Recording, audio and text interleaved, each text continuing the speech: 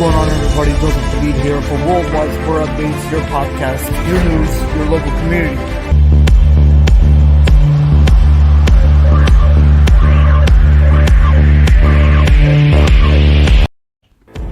What's going on, everybody? Joseph David here for Worldwide Sport Updates, your podcast, your news, your local community.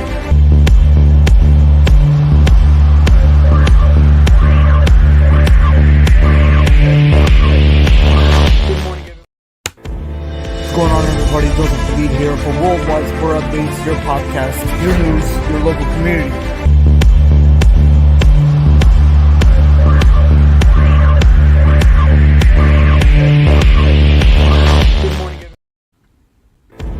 What's going on, everybody? Joseph David here for Worldwide Sport Updates, your podcast, your news, your local community.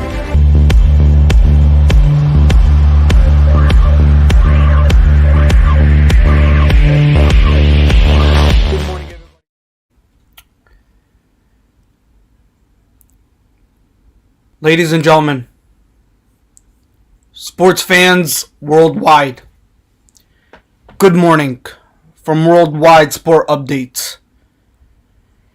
Today is the day. It is any day.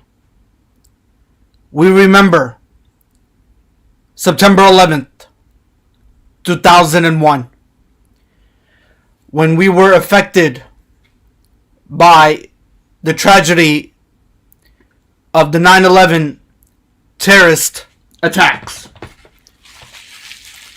You talk about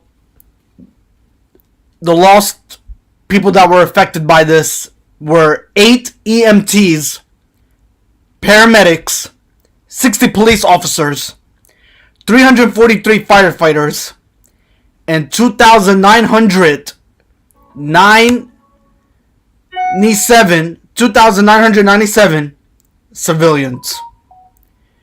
They are all remembered from this tragedy that was impacted September 11th, 2001. Before we start the show, ladies and gentlemen, a moment of silence to all those who were impacted in the September 11th, 2001 terrorist attacks. Never forgotten.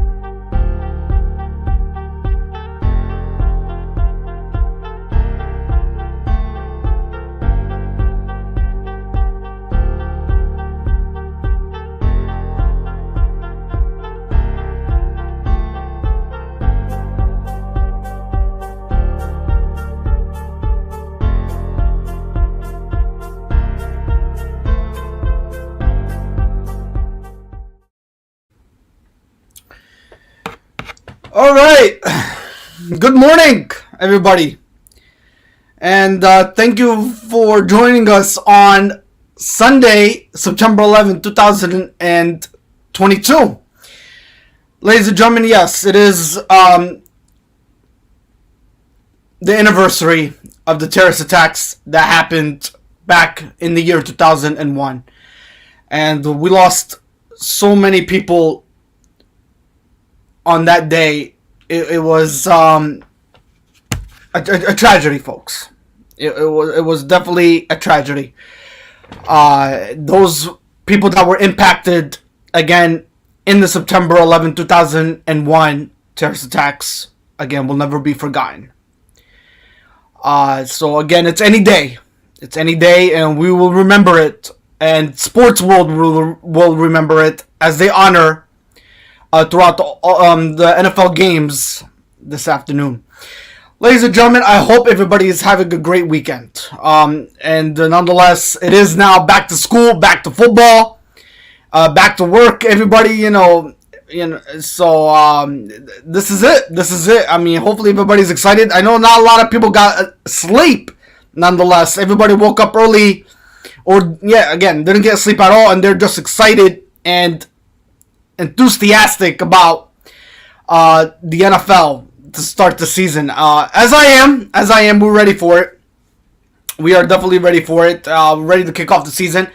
And what other way than to tune in to Worldwide Sport Updates to get you guys ready for the NFL. But ladies and gentlemen, before we do get to the NFL though, before we even do, we got other stuff to talk about. There is a lot to talk about because this is Worldwide Sport Updates, your podcast, your news, your local community. We do have a lot of ground to cover this morning, folks, before we even get to the NFL. But ladies and gentlemen, thank you for joining us on this morning. Thank you for being a part of our morning, nonetheless. And you guys are truly a great audience, nonetheless. So thank you so much. But we have a lot to go over, folks, before we even get to the NFL. There's a lot of news that broke out this past week. And we're going to be here to give it to you, folks, nonetheless. So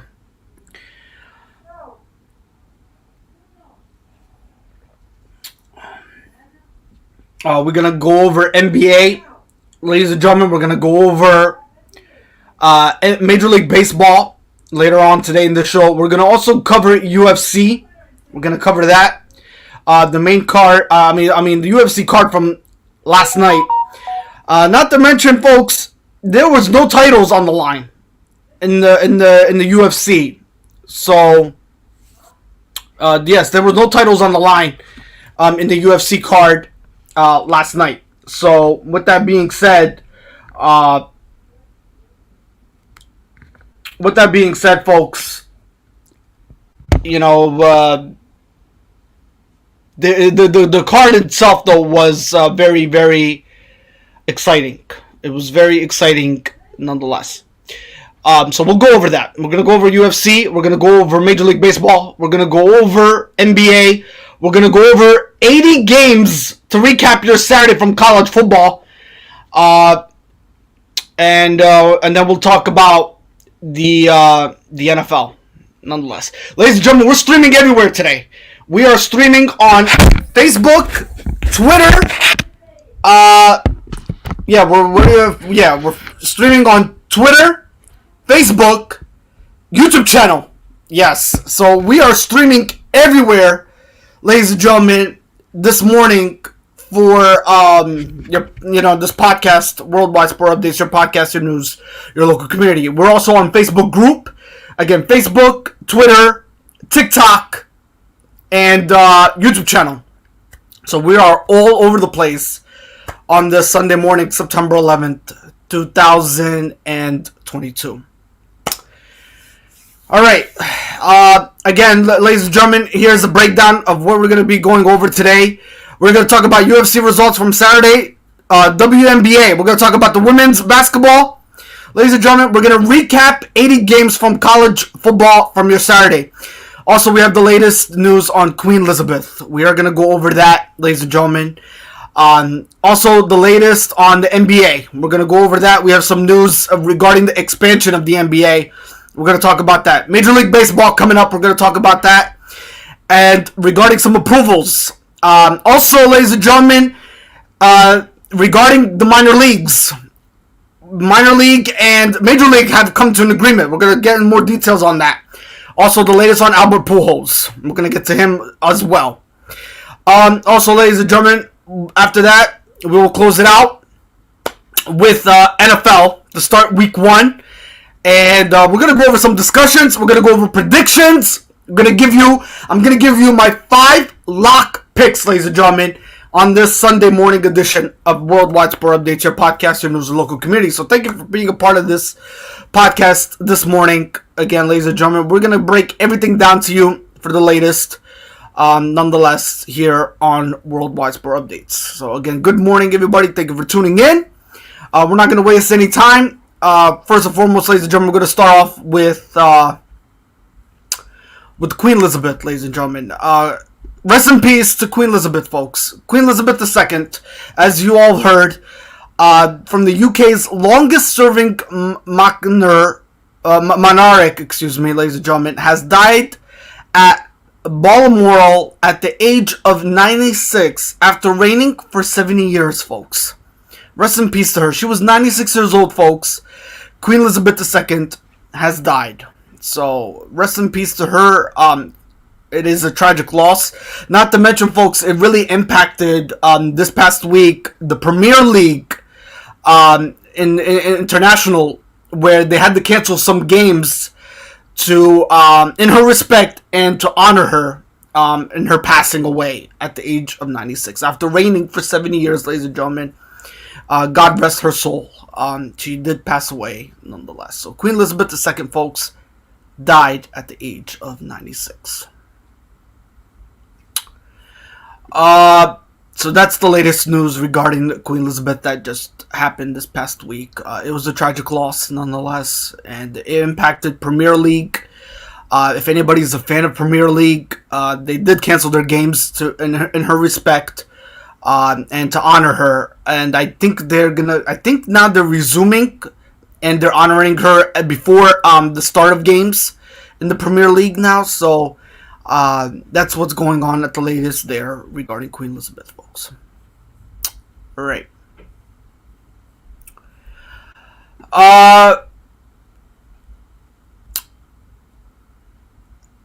We're going to give you UFC results. We're going to go over that. And then after that, folks, we're going to go over college football. We're going to recap 80 games, ladies and gentlemen, that transpired yesterday in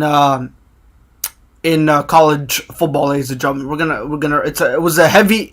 I'll tell you what, folks. It was a busy Saturday, nonetheless. It really was. I kid you not. I mean, not to mention, folks, we saw an overtime game that went to 7 overtimes, folks.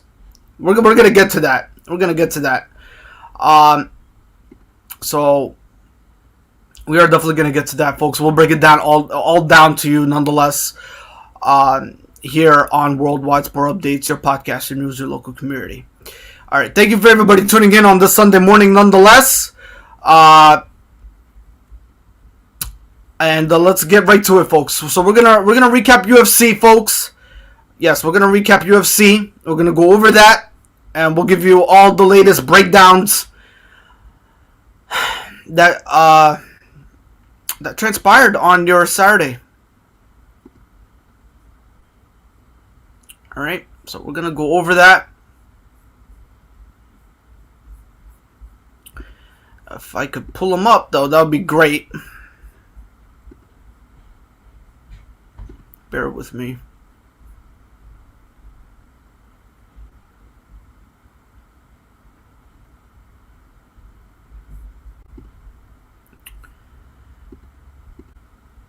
Alright, bear with me, folks. We're having some technical difficulties. Our software, it's not up to date.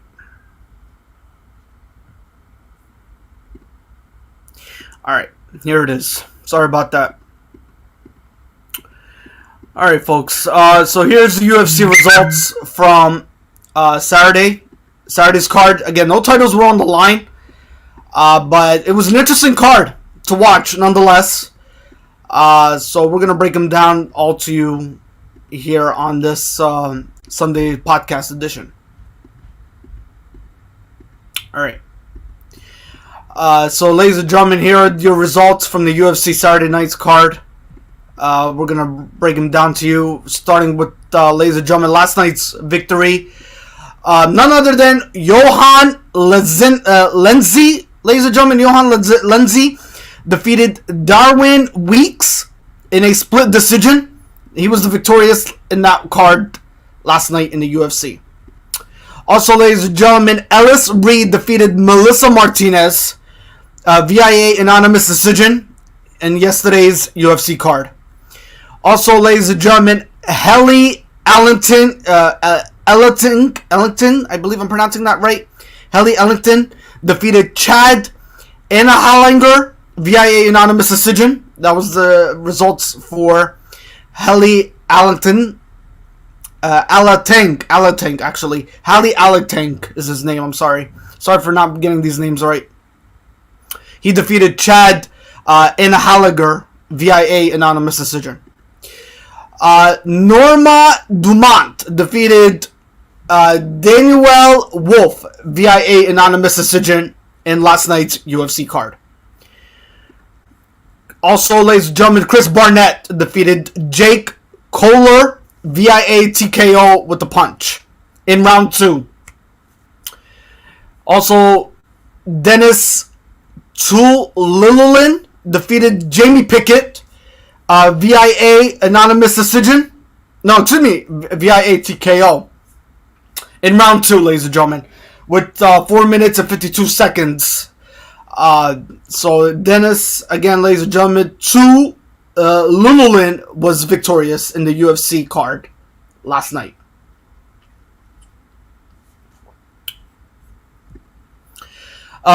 Gelatin Alameda defeated Anton Turk Alij. Aton Turkelij, ladies and gentlemen. So again, it was Jay Litton Alameda defeated Anton Turkelij via submission. It was a rear naked chokehold. He was victorious last night in the UFC card.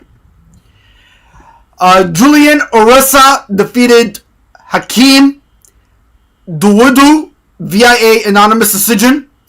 He was victorious in the UFC card.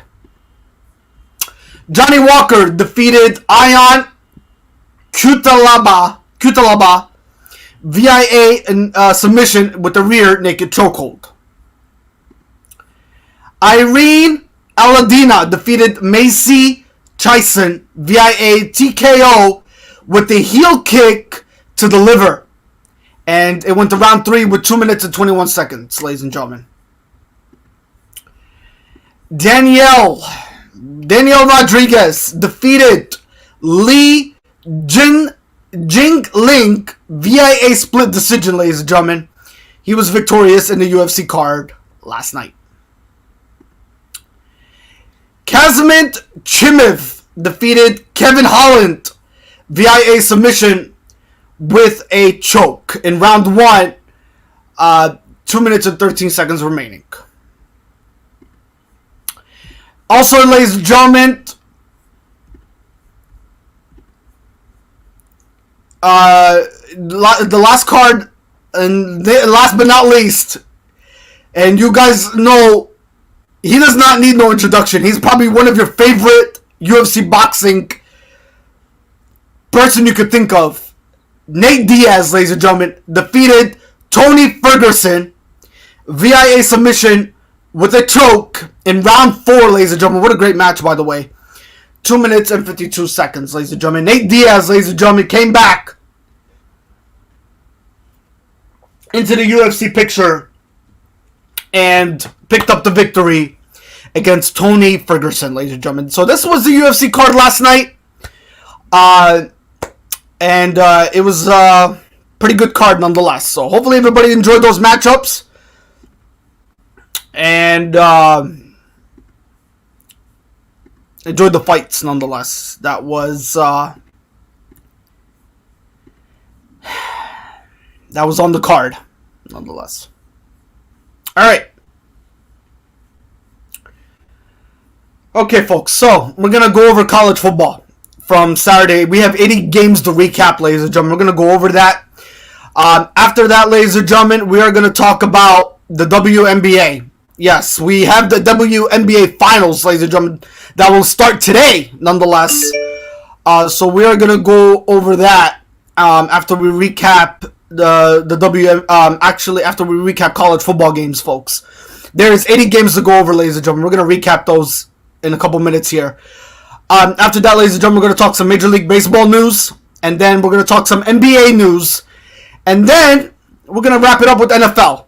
All right, we're going to give you predictions breakdown analysis before kickoff time, ladies and gentlemen. And I'm going to give you 5 NFL lock picks for all my sports bettors out there. And also, we have some sports betting news, ladies and gentlemen. Yes, we have some sports betting news that we're going to go over and share with everybody. And you're probably going to be amazed by this analysis, by this, what we really digged up in doing some research here. Compared to last year, folks, you're going to be truly amazed what you're going to be hearing regarding the sports betting picture. So we'll get to all that. We'll break it all down for you, but we're going to go over college football, ladies and gentlemen. So, week 2 of college football, ladies and gentlemen. Yes, last week, you all might recall, college week 1 began before the NFL started. So week 1 of college football started last week. Week 0 started in the end of August. A couple teams were fighting for 3-0. A couple teams were fighting for 2-0. And we're going to break it all down for you folks. This is what we're here for. We'll do that for you, and we'll break everything down nonetheless. Now, ladies and gentlemen, we're going to talk about this historical game, though, from college football. And this is probably one of the first ones on the list from college football, ladies and gentlemen. Yes, number 1, Alabama Crimson Tide survived, ladies and gentlemen, against the Texas Longhorns, nonetheless. And what a game. What a game. I mean,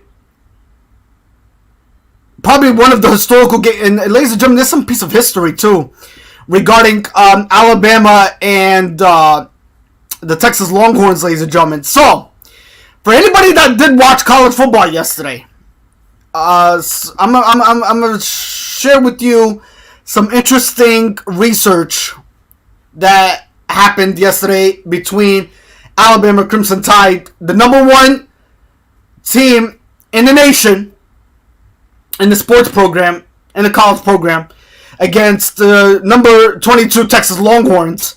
So, ladies and gentlemen, yesterday, that game, that final score was 20-19, folks. And one more piece of history I want to share with everybody. That was the most streamed regular season college football game, or any NFL game, ladies and gentlemen, in Fox history, folks. So, you all might recall that NFL games do play on Fox, right? So, ladies and gentlemen, that game yesterday between Alabama Crimson Tide and the Texas Longhorns, it was the most streamed regular season college football game, or any NFL game, ladies and gentlemen, in Fox history sports. So, talk about college football really being back, folks, and making an impact. And it was none other than Alabama Crimson Tide. So, ladies and gentlemen, 20-19, final score there. Alabama stays undefeated in the SEC standings.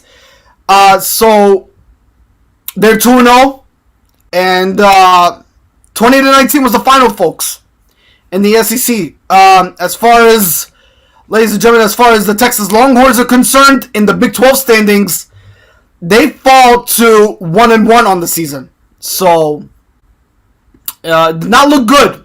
Did not look good. Again, here are your team leaders for yesterday's college football game. Jay McLean, 3 touchdowns, ladies and gentlemen, yesterday. Your team leader for the Alabama Crimson Tide. Bryce Young, rushing for 138 yards. Passing 408 through the air. Impressive.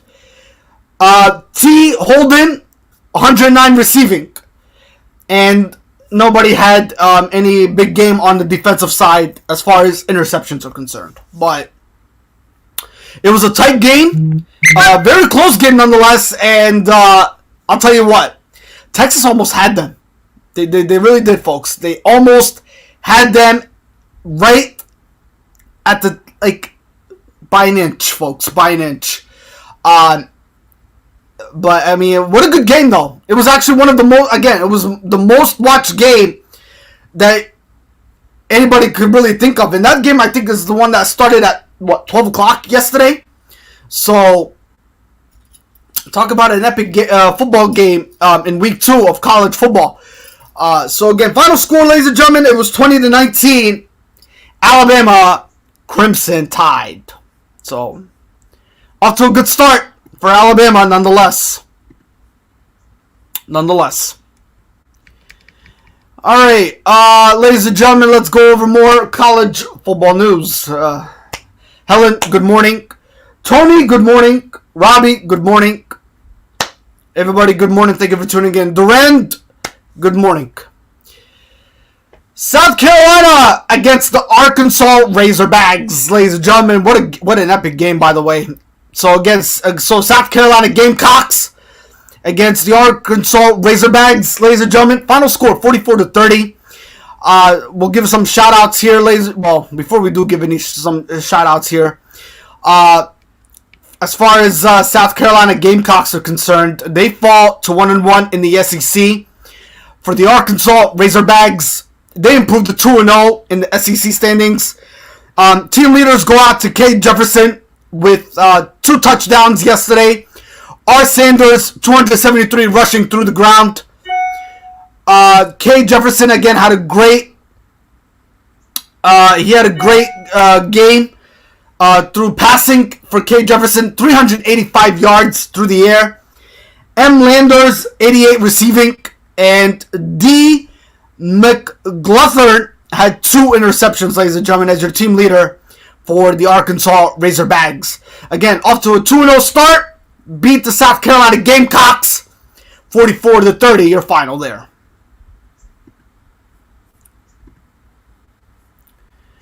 All right,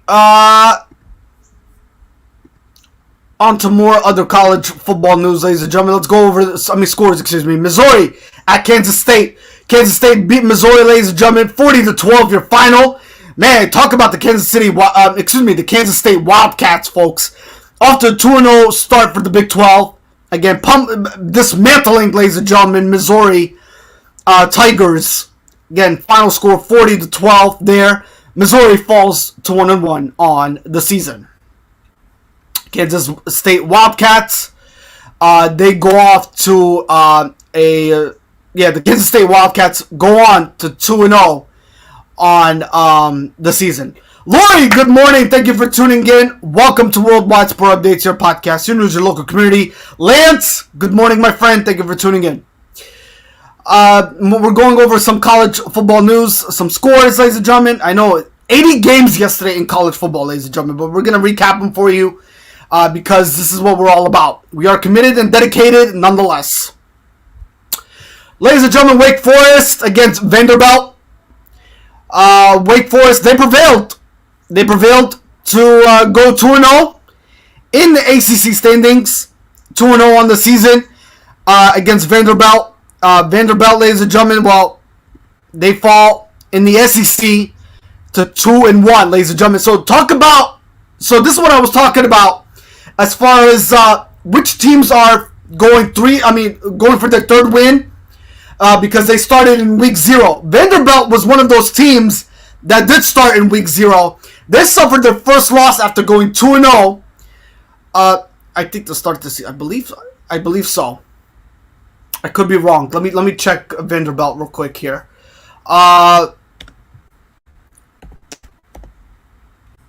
So the Vanderbilt Commodores football team.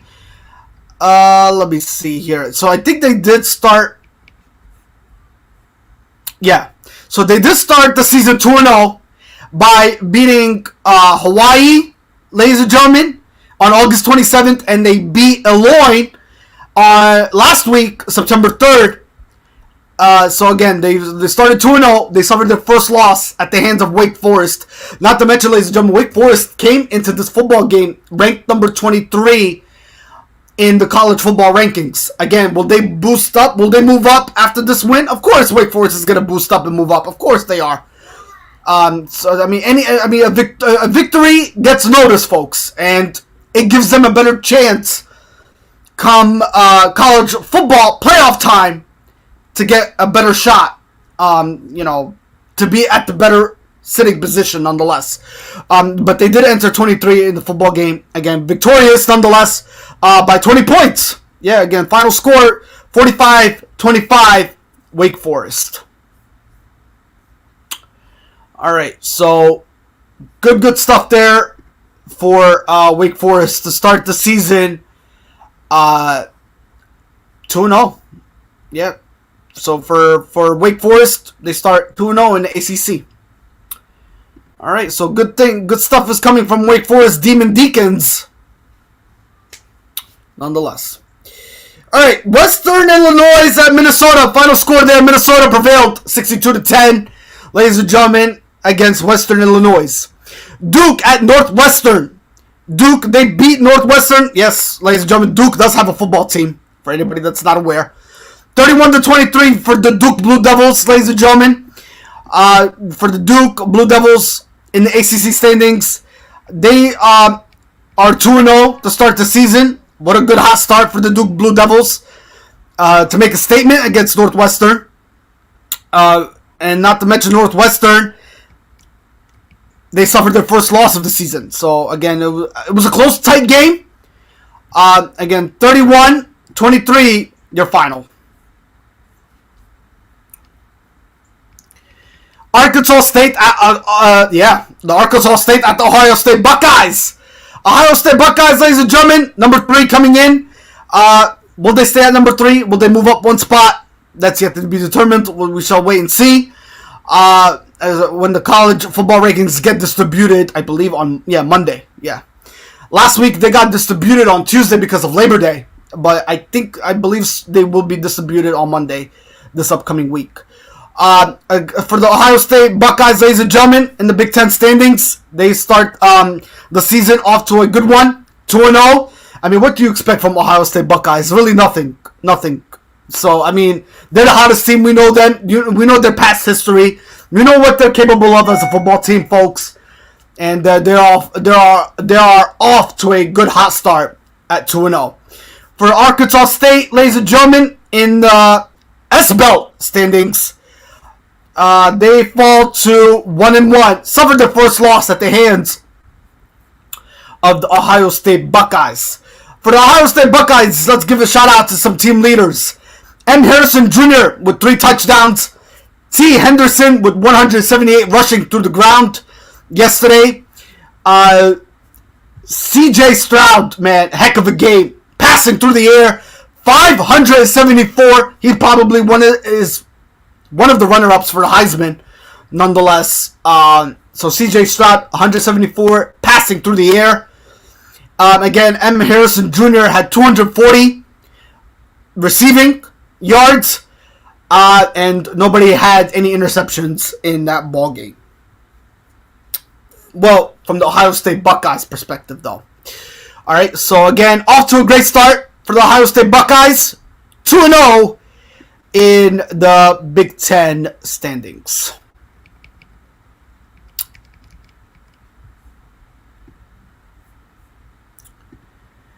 All right, more to go over, ladies and gentlemen. Ohio against Penn State. Well, Penn State, you probably are happy right now. I mean, but don't get your hopes up. I mean, this is probably a familiar picture here right now. Does anybody recall Penn State being, 5-0 last year? Before they started losing games, and not to mention, they started being out. They started falling in the college rankings, nonetheless, and falling out of the playoff picture. So again, this is a familiar face for the Penn State Nittany Lions. But hey, they're off to a 2-0 start. Not too shabby for my good friend of mine who's a Nittany Lions fan, Justin O'Call. He's a Nittany Lions fan, ladies and gentlemen. Yes. Actually, 1-0. Penn State, Penn State is 2-0, I'm sorry, but they're 1-0 in the conference. Yes, so they picked up their first conference win, nonetheless. So Penn State got their victory against Ohio in the Big Ten. As far as Ohio, ladies and gentlemen, is concerned, in the max standings, they fall to 1-1 on the season. But I don't think that was not a conference game. I think they picked up their conference game last week. I believe so. Let me check who Penn State played. Their conference game victory came last week. I believe so. Let's look at their previous matchups. So they went up against Purdue. Last week they went up against Purdue, ladies and gentlemen, and so that was the conference win, ladies and gentlemen. Yeah. So last week, they picked up a victory against Purdue, which was a very close game nonetheless. I think we went over that. 35-31 was your final in that ball game there, and they picked up their first conference win there to start off the season 1-0. And 1-0 in the conference nonetheless. They picked up their victory yesterday against Ohio, and that's their second victory on the season. So they're 2-0, 1-0 in the conference, folks. So again, for the Ohio Bobcats, they fall in the MAC standings at 1 apiece. So they're 1-1. They have yet to play a conference game, but they are 1-1 in the MAC standings. Again, for Penn State, folks, they're off to a 2-0 start and 1-0 in the conference. So awesome stuff. Great way to start the season for the Penn State Nittany Lion fans out there. Again, 46-10 was your final. Let's give some shout outs to the Penn State team leaders. Again, ladies and gentlemen, Mr. Clifford. We all know this guy does not need no introduction. Sean Clifford, nonetheless. He had, ladies and gentlemen, 2 touchdowns. Rushing yards, ladies and gentlemen, yesterday was none other than Singleton. He had 201 rushing yards, ladies and gentlemen. Nicholas Singleton, that is. Sean Clifford had 495 passing yards, ladies and gentlemen, yesterday through the air. And then Tinsley had 111 receiving yards for the Penn State Nittany Lions. Nobody had any interceptions. Those are your team leaders yesterday, folks. Sean Clifford, Singleton, Nicholas Singleton, ladies and gentlemen, and also M. Tinsley and Sean Clifford again, ladies and gentlemen. Those were your team leaders for the Penn State Nittany Lions. Again, 2-0, 1-0 in the conference. Off to a great start, 46-10. Your final score there for the Penn State Nittany Lions. All right, North Carolina at Georgia State, ladies and gentlemen. Georgia State, they lost. I think this is their first loss of the season. No, they haven't even won a game yet. They're 0-2. So they're 0-2 on the season, folks, for Georgia State. Not a great way to start the season. Who likes to start a season 0-2? It just ruins your chances, if you can't even pick up a victory as the season progresses. Again, they're 0-2. They have yet to play a conference game. As far as, ladies and gentlemen, they went against UNC, North Carolina Tar Heels, that is. For the North Carolina Tar Heels in the ACC standings, they go 3-0, undefeated. No conference game yet.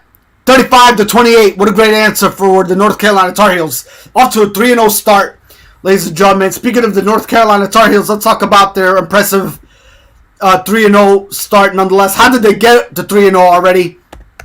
Again, this is where week 0 comes in, folks. They did play a week 0 game, and let's break it down to you so far. They're doing pretty good nonetheless. They are not in the college football rankings, though. Okay, they are not in the college football rankings. But again, if they keep progressing and they keep picking up victories, they'll peak at the college football rankings nonetheless. So they started their game on August 27th. They beat Florida A&M, ladies and gentlemen, if you all recall that game. What a it was shootout game that was. 56-24, your final on that day. And then against App State, close game, and it was a high-scoring game nonetheless against for the North Carolina Tar Heels against App State. 63-61 last week, ladies and gentlemen. And again, week 2, going into week 2, yesterday, The North Carolina Tar Heels just pick up where they left off in a close, tight battle against Georgia State, 35-28, as they improve to 3-0. Next week they face the Notre Dame Fighting Irish, and it does not look good for the Notre Dame Fighting Irish. Actually, not next week. I think it's 2 weeks. They have a bye week next week. So again, already a bye week for the North Carolina Tar Heels. But their next game will be on September 24th. September 24th, ladies and gentlemen. So for the North Carolina Tar Heels, they'll be facing the Notre Dame Fighting Irish on Saturday, September 24th. Eric, welcome to the show, buddy. Thank you for tuning in. Eric, buddy, I'm right now going over college football games, but if you tune in the next couple hours, my friend, you are going to like this spoiler alert from the NFL later on today. You're going to like this. I mean, and it has to do with the Miami Dolphins, my friend.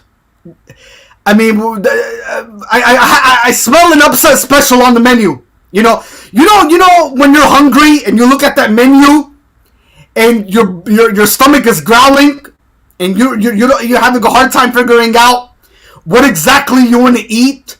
Well, Miami Dolphins are going to be coming.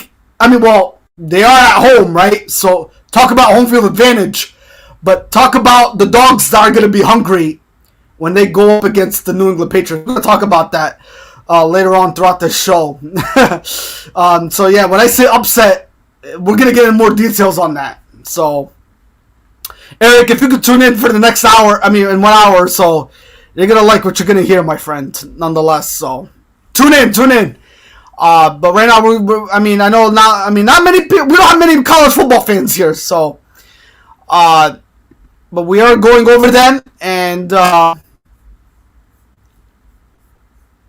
it is our dedication to go over them. It is our commitment to go over them. It's our job to go over them. But anyways, North Carolina Tar Heels prevail, ladies and gentlemen, in a close game, 35-28, your final, as they improve to 3-0. Again, for Georgia State, they fall to 0-2. Southern Miss against the Miami Hurricanes. Man, Miami Hurricanes. Man, this team, I'll tell you what. This team is going to make some noise in the ACC standings. I'll tell you what. They're ranked number 6. They came ranked number 16 yesterday. I won't be surprised if they move up a couple spots in the college football rankings. They're 2-0 on the season right now for the Miami Hurricanes. Dominated Southern Miss 30-7, ladies and gentlemen, yesterday. So great game, nonetheless. Again, for Southern Miss, ladies and gentlemen, in the S-Belt standings, they fall to 0-2 on the season. All right, 30-7, your final there. Texas, San Antonio at Army. Overtime game, ladies and gentlemen. That game did also go to overtime. Final score, 41-38. So that we had another game that went to overtime yesterday, folks. That one was 41-38, your final. Charleston Southern at North Carolina State. North Carolina State coming into the game ranked number 13, folks. I won't be surprised if they move a couple spots, as they dominated Charleston Southern 55-3, your final score there, ladies and gentlemen, yesterday in that football game. So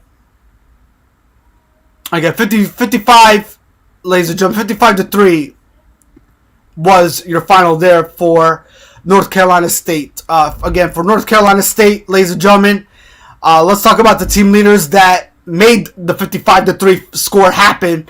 Again, we're talking about the North Carolina State Wolfpack. For North Carolina State, ladies and gentlemen, they went 2-0 in the ACC standings. Your team leaders, again, D. Larry had 2 touchdowns yesterday.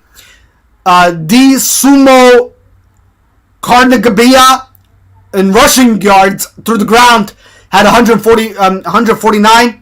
Passing for D. Larry, 449 passing yards for the quarterback. Jay Houston receiving yards, 72.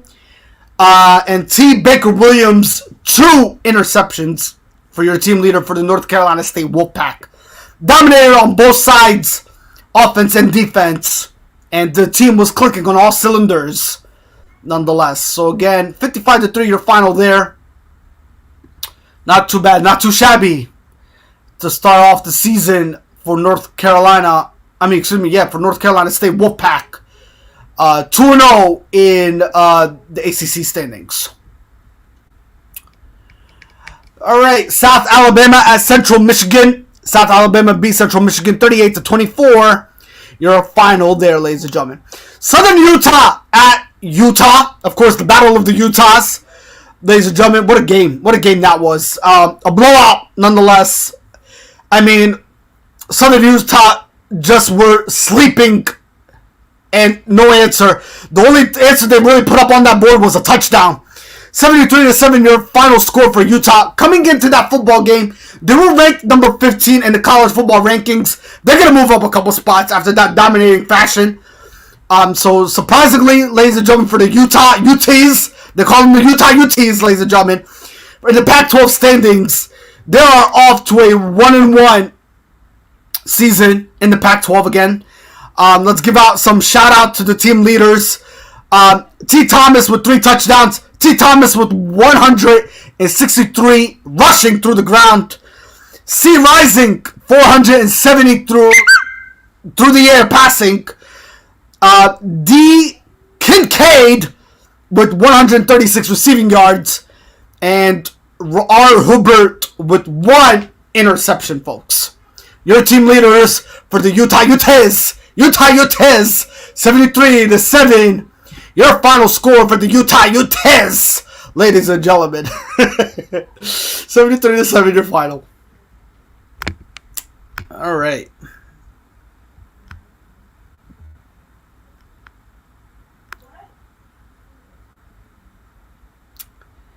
All right, so 73-7, your final there for the Utah Utes. Yep.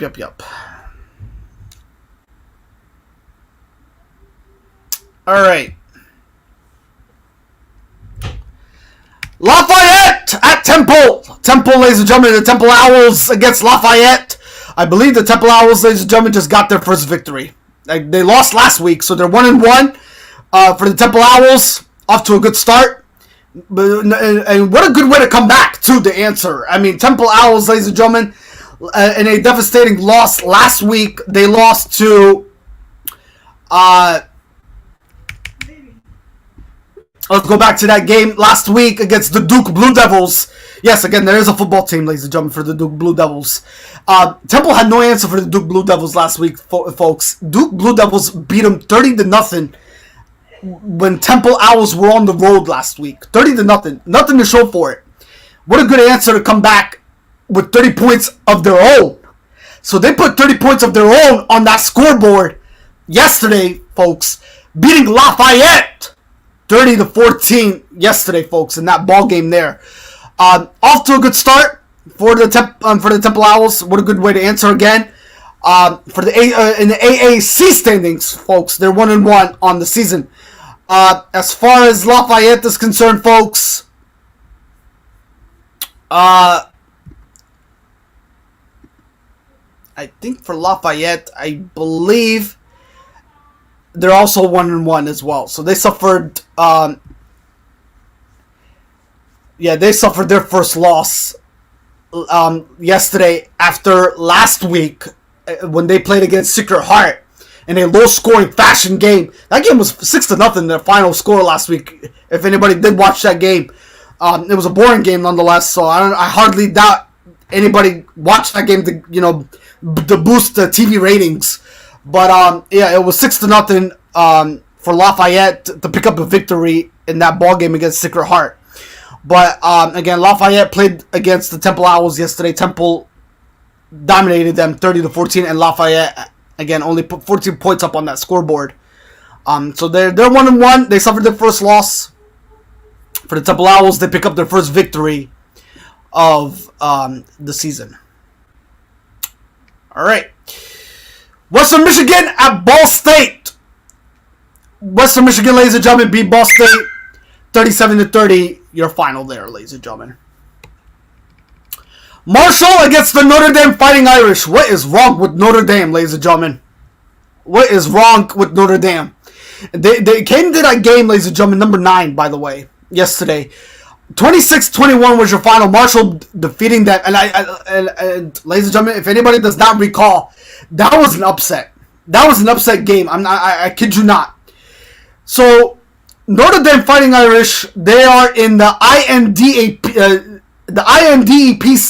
standings.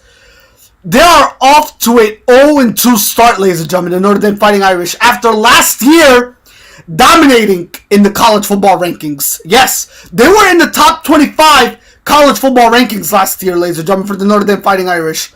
All of a sudden, right now, they are nowhere to be even talked about in the college football rankings. They're off radar, apparently, and they're still trying to figure themselves out. And apparently, they could not beat Marshall, nonetheless, in a 5-point game. Marshall, ladies and gentlemen, this was an upset. Tip your hat off to Marshall Thundering Herd. For the Marshall Thundering Herd, they're in the SBL standings.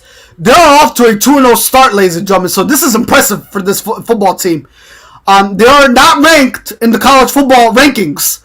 But look at 26-21. What a great answer! What a great answer, especially against a team that was in the college football rankings picture last year.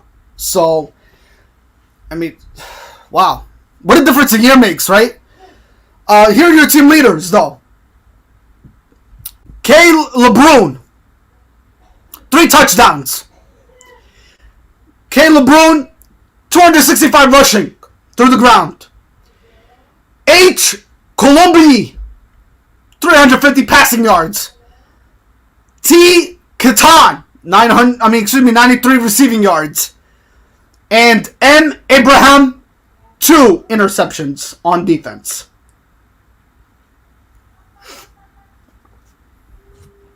So, what a great answer from Marshall, man. Upset. That was an upset. That was an upset yesterday, folks, by Marshall. I give that an upset. I mean, Notre Dame had no answer, man. No answer. I mean, yeah, they put up 21 points, but again, to start off the season 0-2. I mean, and they were in the college football rankings last year, folks. They were in the top 25 college football rankings last year for the Notre Dame Fighting Irish. And to start the season 0-2, and now you're not even in the college football rankings, period. And you couldn't beat Marshall? I mean, raises eyebrows. It really, really does. It really does. So 26-21 final, ladies and gentlemen, in that ball game. I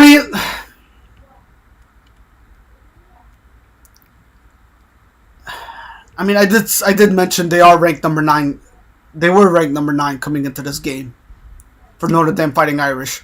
But after losing that one and going 0-2, they might as well not be ranked in the college football rankings, period.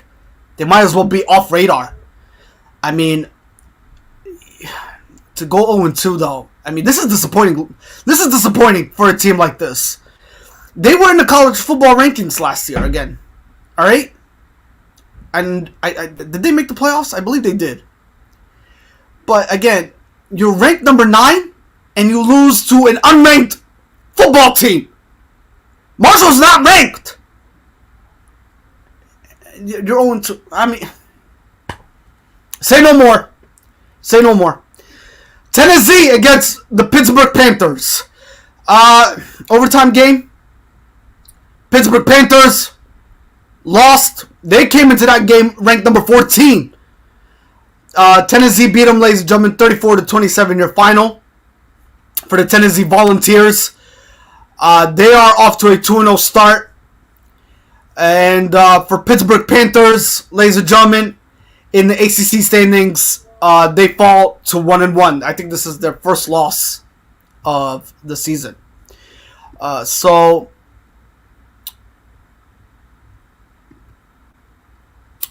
pretty much, again, for the Pittsburgh Panthers, they did very well last week without no more Kenny Pickett. Kenny Pickett now got drafted to the Pittsburgh Steelers. So he's now a member of the Pittsburgh Steelers. So they did good there. Pittsburgh Panthers, now this is a college football team. They did good last week, picking up their first victory, making a statement that, all right, you know what, we'll be fine without Kenny Pickett. Well, unfortunately, it did not turn out that you were fine yesterday, losing to Tennessee Volunteers 34-27 in overtime. So what happened pretty much is the focal point here. You start off 1-0, and then all of a sudden, you lose momentum. You had the game tight at the end of the fourth quarter, and you let Tennessee Volunteers escape with the victory here. So could they have done better? Of course. 2-0 for Tennessee Volunteers. They have not yet played a conference game. So we'll see if Tennessee Volunteers continue their momentum going into this season. They are not ranked in college football, ladies and gentlemen. They're unranked as of right now. So let's see if they get to the top 25 as the season progresses. For Pittsburgh Panthers, again, coming into this football game yesterday, folks, they were ranked number 14 in the college football rankings. With this loss, it's going to drop them down big time. And again, with Notre Dame Fighting Irish going 0-2, it won't be surprising to me if the Notre Dame Fighting Irish, they came into this game number 9, so I won't be surprised if they go probably ranked number 17, between 17 and 23 at the latest. With this loss. For Pittsburgh Panthers, they're going to join them on that list also. So, again, we'll see what the college football rankings will look like. They'll be published out to the public first thing on Monday, folks. And we'll bring that to you nonetheless. We'll see what the college football rankings are going to look like come Monday afternoon at the latest, right? Yeah. All right. 34-27 final overtime. Appalachian State at Texas A&M. Texas A&M, ladies and gentlemen, they lost. They came into that football game ranked number 6. So, will that drop them? Of course it will. A loss always hurts, ladies and gentlemen. That's not necessarily, they can stay right where they at, but a loss hurts their chances. Close game, though. 17-14 was your final. Appalachian State, they beat them 17-14 your final, ladies and gentlemen, in that football game there. Texas A&M, they suffered, I believe, well, for the Appalachian State, they are 1-1. So on the season. For the Texas A&M Aggies, they fall to 1-1 as well. 1 apiece to start the season. So, close game. Suffered their, for Texas A&M, they lost. So, tight game nonetheless. Colorado at Air Force. Air Force beat Colorado. Both teams unranked in college football. Air Force beat Colorado, ladies and gentlemen, 41-10, your final there. Washington State against the Wisconsin Badgers. Wisconsin Badgers came into this football game ranked number 18, folks. Again, this one was a tight game. Also a tight game for the Wisconsin Badgers. Washington State beat them 17-14, their final there. So for Wisconsin Badgers, ladies and gentlemen, they fall to 1-1 on the season.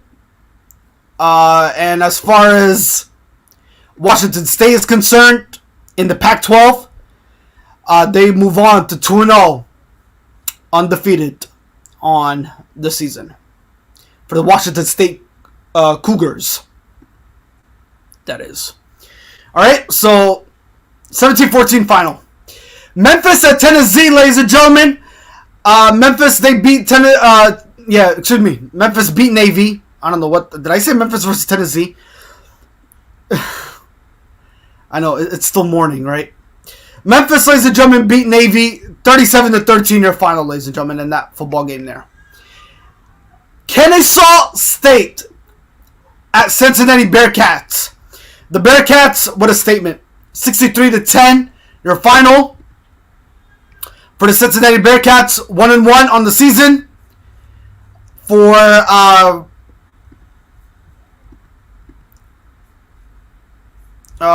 let's see here. Apparently, they're not giving me the other team's record.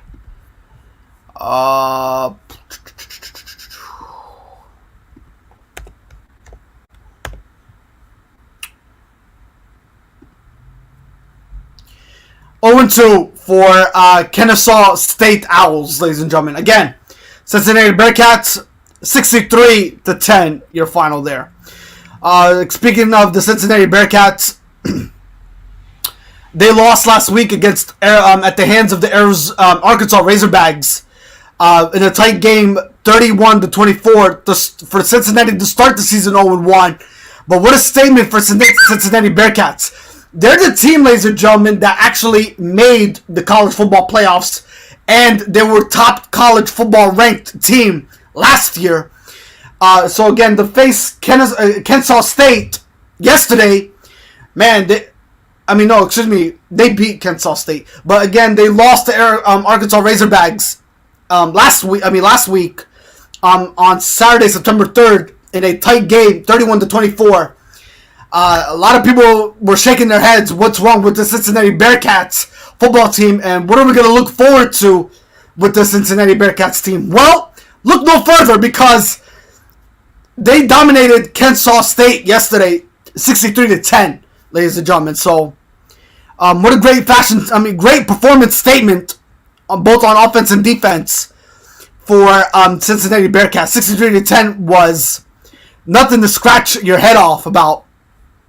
They just pretty much made a statement, and they told everybody that don't worry, Cincinnati Bearcat fans, we're here with you through thick and thin, and we'll be back, before you know it, and better than we were last year. Apparently, that's the statement that they made in that 63-10 final football victory there. So awesome stuff, nonetheless. For the Cincinnati Bearcats to make that statement, though. Maryland at Charlotte, ladies and gentlemen. Maryland, what do we need to talk about Maryland? What a performance by Maryland. For the Maryland Terrapins, ladies and gentlemen, this was an amazing football game. I kid you not. It was 56-21 your final score. But I want to give a big shout out here, ladies and gentlemen. And now, you all know Tua Tagovailoa is a member of the Miami Dolphins quarterback, right? But now, we need to give a big shout out to his brother, ladies and gentlemen, from the Maryland Terrapins quarterback, Tua Tagovailoa, ladies and gentlemen. Oh my God. Ladies and gentlemen, Tua Tagovailoa, ladies and gentlemen. He had 681 passing yards for the Maryland Terrapins yesterday, ladies and gentlemen. And he had 4 passing touchdowns and 2 interceptions, ladies and gentlemen. This guy was phenomenal. Last week, ladies and gentlemen, against Buffalo, he had no touchdowns. Horrible performance. He had 0 touchdowns, 1 interception. His quarterback rating wasn't all that great. His completion percentage was 70.6, ladies and gentlemen. 290 yards through passing, through the air. But ladies and gentlemen, so far, combined, last year and yesterday, he has 681 passing yards, folks. That's impressive for a quarterback. Two games into the season so far. So 290 passing last week against Buffalo, and 391 against Charlotte. That's 681 total passing yards, folks. 681 total combined in those 2 games to start the season for the Maryland Terrapins. Talk about an amazing performance by Tua Tagovailoa, folks. So he had 4 touchdowns, folks. 1 interception yesterday, though. 1 interception against the Charlotte Bobcats, folks. The Charlotte 49ers, I'm sorry. The Charlotte 49ers. So 56-21, your final score there for the Maryland Terrapins. They're off to 2-0 start, ladies and gentlemen. So again, here are your team leaders. Tua Tagovailoa passing already through 2 games into the season, 681. R. Hibby with 143 rushing yards through the ground. 3 touchdowns by A. Littleton, the second. 141 by Jay Jones receiving yards through 2 games of the season. And nobody had interceptions yet. Those are your team leaders right now going into 2 games into this season, folks. Truly, truly tremendous. I'll tell you what. Awesome stuff. For the Charlotte 49ers, they're off to an 0-3 start. They have yet to win a game. They lost all 3 games to begin the season campaign. So they're trying to figure themselves out as a football team, nonetheless. So, a lot is riding. You hate to start, folks. You hate to start the season 0-3. You really do. But what it says about a football team that start 0-3, it hurts your chances not only to get up to that level of where you need to be in the college football rankings, but you're even out of the college football playoff picture. So, 0-3 does not look so good for you. Jono! My boy Jono, good morning. Buddy, right now we're going through college football recap of Saturday games. If you tune in, my friend, in the next couple hours, we should be talking about the NFL. And we got some great, interesting, valuable points to look forward to for the Buffalo Bills this upcoming season, my friend. By the way, great game, great victory on Thursday night. You probably slept very happy and woke up Friday morning 1-0, my friend. Congratulations on the victory. We'll recap the Buffalo Bills though throughout the show, nonetheless, my friend. But right now we're committed and dedicated to giving this college football score recaps. Apparently I don't see a whole lot of college football fans this morning on this Sunday edition, but unless I don't look so attractive, but what else is new when it comes to typical Joey? You know what I mean? But nonetheless, I am a typical Joey, So, but nonetheless, you know where my heart is, my friend. You know where my heart is. You know that. So again, we got to give these college football scores and recap. Because this is who we are. This is who we are. Even my camera guy is laughing right now. Yeah, I know. Laugh at me all you want, man. Get it out of your system. All right. Again, ladies and gentlemen, Maryland Terrapins off to a good start. 56-21, your final score there. Ladies and gentlemen, by the way, those 2 college teams that I mentioned, the Maryland Terrapins and the Charlotte 49ers, they're both unranked college football teams. So, but again, if Maryland keeps this up in the Big Ten standings, hey, they're going to be in the college football rankings and people are going to talk about them and they're going to be like, oh my God, the Maryland Terrapins are in the college football rankings this year. Well, that raises some people's faces looking like, oh my God, do I need to get my prescription checked? Are the Maryland Terrapins in the college football rankings all of a sudden? Well, if they keep this up, they will. They will. 56-21, ladies and gentlemen, your final score there. All right. Furman at Clemson Tigers. Now, speaking of the Clemson Tigers, Justin McCall, welcome to the show, buddy. Thank you for tuning in. Thank you for joining us on this Sunday morning, my friend. Happy Sunday, nonetheless, huh? Are you ready for those Green Bay Packers as they take on the Minnesota Vikings? And the Penn State Nittany Lions yesterday became victorious as they are off to a 2-0 start. But, Justin, between me and you, my friend, we are not buying the Penn State Nittany Lions. We see this familiar picture, all right? They were 2-0 last year, right? under that head coach who signed a heavy, significant contract. You know, and they were what? They were 5-0, and they all of a sudden blew that undefeated streak. And not to mention, their college football rankings went plummeting with them. So they went under the barrel along with their record in itself. So nothing really was clicking for the Penn State organization in its entirety. So, but nonetheless, you have something else to look forward to, and that's the Green Bay Packers, nonetheless. So we'll get to that later on here throughout the show.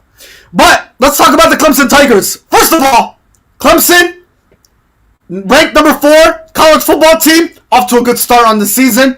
Oh my God, the Clemson Tigers, man, what are they? Are they 2-0? Yeah, 2-0, undefeated. Surprisingly, folks, you know what? Look, let's talk about Clemson here. A lot of people were buzzing about Clemson last year when Trevor Lawrence went on to the NFL, got drafted to the Jacksonville Jaguars, and the Clemson Tigers were not having that such of a great season, folks. All of a sudden, you know, they started losing games. Not to mention, they fell out of the college football rankings, and they were nowhere to be heard of. Not to mention, people had to go get their magnifying glass just to see where they're at, or to go get their maps, nonetheless, to see where they're located, because they were out of that picture. But as the season progressed, though, I think they did make the college playoffs, but I think they got eliminated. They didn't get very far. I think they had a great record to finish the season very strong. But a lot was buzzing about Clemson, man. I mean, how well will they fare without Trevor Lawrence, folks? And it didn't look really too good. It really did not. But hey, so far going into the season, nonetheless, they are a ranked college football team, folks. They're 2-0 in the ACC standings, and they are off to a right now they're off to a again, like I mentioned, 2-0 start. 35-12 your final for the Clemson Tigers. They're ranked number 4, and they beat Furman, folks. They beat Furman, so 35-12 final score there for the Clemson Tigers. So awesome stuff indeed for Clemson, and hopefully they keep this trend going. I mean, will they stay at number 4? Most highly likely they will. Will they move up one spot? Maybe. Well, we shall see. But I mean, Ohio State Buckeyes, they won their. The Ohio State Buckeyes, they did win their game. Alabama Crimson Tide won their game. I mean, who's ranked number 2? I believe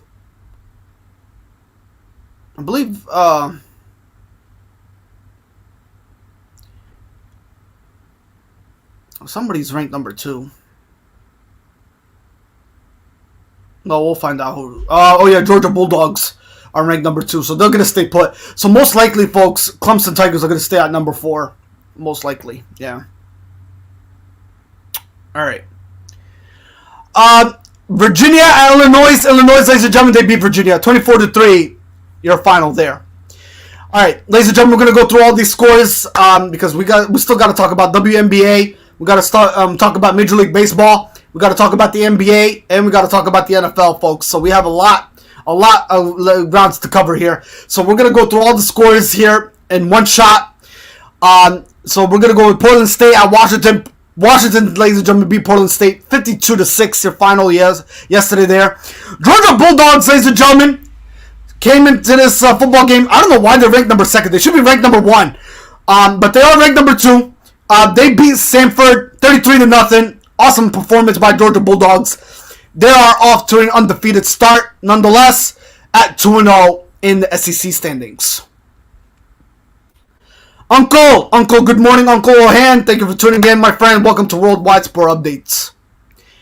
All right, UNLV, ladies and gentlemen, UNLV at California. California beat UNLV 20-14, your final there. Houston at Texas Tech. Overtime game. Texas Tech beat Houston 33-30, your final. Iowa State at Iowa. Close game there. What a game, by the way. What an ugly game. Iowa State, they beat Iowa, though. 10-7, your final there, ladies and gentlemen. Indiana State at Purdue. Purdue continues where they left off. 56-0 there for Purdue, ladies and gentlemen. In the Big Ten standings, they improved their record to 1-1 on the season. So awesome job, man, for Indiana State. They had no answer throughout the whole football game for Purdue. 56-0, nonetheless. All right. Akron and Michigan State Spartans. Michigan State Spartans, 52-0. Great football game there for the Michigan State Spartans, ladies and gentlemen. In the Big Ten, they are off to a 2-0 start. So awesome stuff there. As far as Akron is concerned, for Akron, they fall to a for the Akron Zips. For the Akron Zips, ladies and gentlemen, they fall to 1-1 on the season. All right, 52-0 your final score, ladies and gentlemen. All right. And Michigan State Spartans are ranked number 11, so they might go up in the rankings. We shall wait and see what happens with that. All right.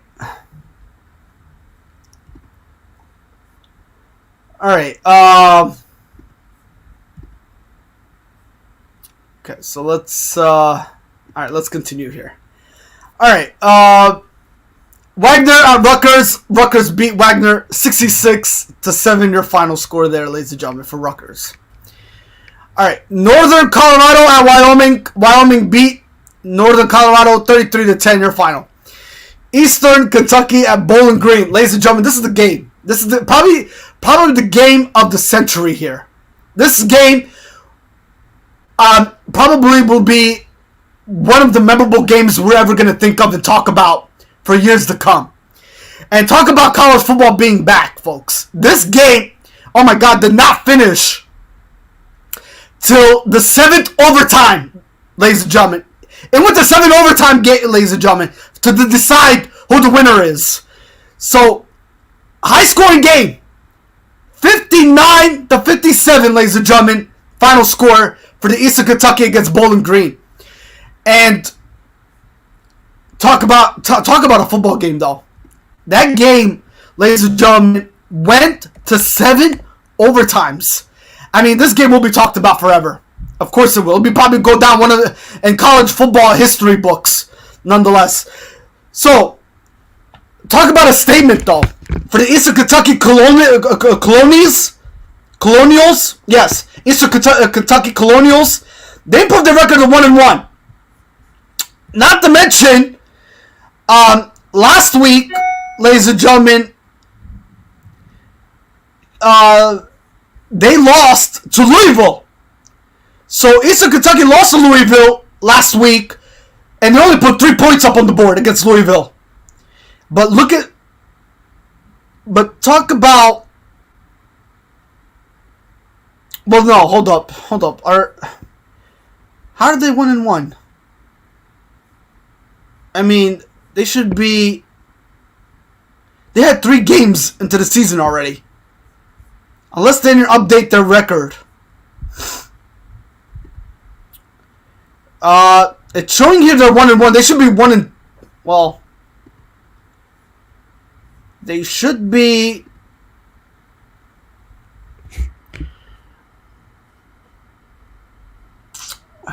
They should be 1-2. Eastern Kentucky should be 1-2. Okay, so they are 1-2 then. Because, folks. So wait, hold up. This probably was a preseason game, wasn't it?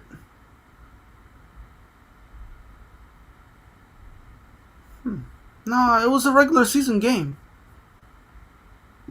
Okay. Hold on, folks. Let me verify here. Let me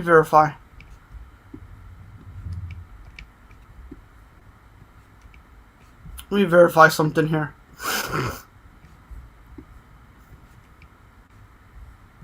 Alright. So, yeah, they are 1-2, folks. So, I believe... So, this one probably...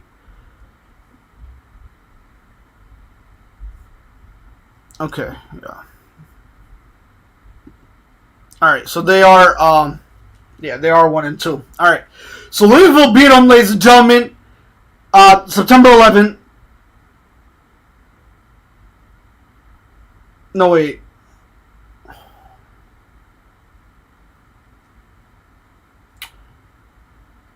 Never mind, folks. Never mind. I'm lost. I'm lost here. They are 1-1. Okay, so they lost last week to start the season in week 1 against Eastern Michigan. Final score there was 42-34. And ladies and gentlemen, yesterday they went to 7 overtimes against Bowling Green with the final score 59-57, folks. So talk about a statement, though. Talk about a statement. I mean, they lost to Eastern Michigan. They were definitely hurt by that loss. So all of a sudden, folks, the battle against Bowling Green was horrific. Probably one of the history of the makings to even watch. I mean, historical. One of those games that we will be talked forever. But it did go to 7 overtimes, and Eastern Kentucky, ladies and gentlemen, edged out a victory. They are off to a 1-1 start on the season. As far as their opponent is concerned, Bowling Green, they suffered their second loss of the season. Again, 7 overtimes, they jumped. Finals, high-scoring game, though. So Eastern Kentucky Colonials did definitely make a statement in this football game, and they had to do it with 7 overtimes in that ball game. So 59-57 was your final, ladies and gentlemen, in that one. So talk about a dominating fashion, but talk about tired bodies on the field, though. Talk about tired bodies on the field to giving everything that they got to make a statement in this football game yesterday. So, I mean, if anybody recalls, to all my college football fans out there, last year we witnessed Penn State versus Illinois game, and that game went to 9 overtimes, ladies and gentlemen, before it was a deciding factor. And it was a back and forth contest before Illinois, not to mention, gave Penn State their first loss. And ever since then, Penn State never looked the same. So, I mean, there's a lot. I mean, this probably might top the second behind. Well, it'll be the second on that list, but the first on that list is going to be Penn State Illinois game. But the second on that list probably will be the game everybody's going to talk about yesterday between Eastern Kentucky and Bowling Green. So, nonetheless, though, everybody got their money's worth. For all the fans that did stay put in that football game, stick around. You know, I know that a lot of people paid heavy tickets for that ball game. So I know they sticked around and watched that football game, and they got a heck of a showing out of it nonetheless. So, 59-57 your final, ladies and gentlemen. Norfolk State at James Madison. James Madison, ladies and gentlemen, they beat Norfolk State 63-7 your final. Middle Tennessee at Colorado State. Middle Tennessee beat Colorado State 34-19 your final. Alabama State at UCLA. UCLA beat Alabama State 45-7 your final. Incarnate Word at Nevada. Incarnate Word beat Nevada 55-41 your final. UAB at Liberty. Liberty beat UAB 21-14 your final score there. Kansas at Western Virginia. Overtime game. Western Virginia did not score anything in overtime. They had no answer for them at overtime. So talk about this ball game here real quick. Western Virginia, ladies and gentlemen, in the first quarter, it was 14-0 Western Virginia against Kansas, folks. 14-0. And then, ladies and gentlemen, Western Virginia put 14 points in the second quarter. Alright? So, but look at this. Kansas all of a sudden came back. 21 points they put up. Alright? So the score was, going at the halftime, it was 28-21. Western Virginia.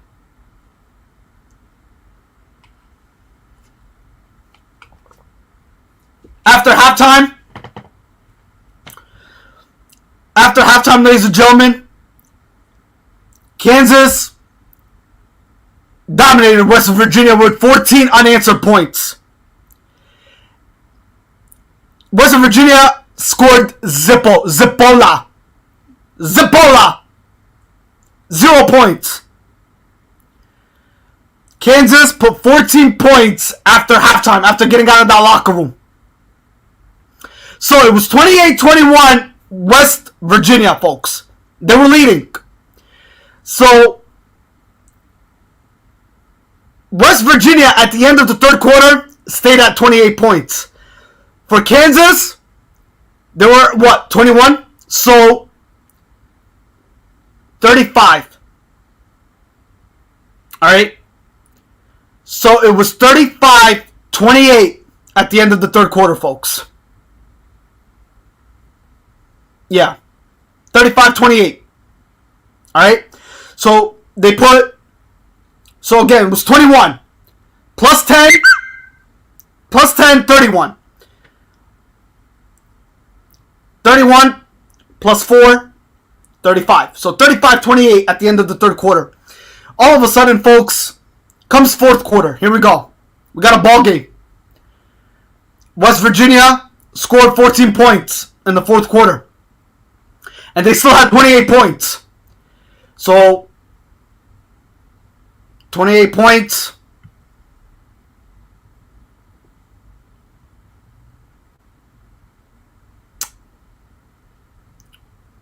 $42.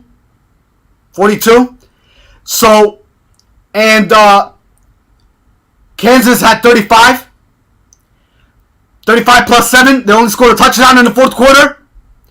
Tied the game up. 42-42. We have a ball game, folks. Go to overtime. Where the heck was West Virginia? All I heard was crickets. No answer. Kansas came up on top. 55-42 your final, folks. Kansas scored 13 points in overtime. West Virginia scored nothing.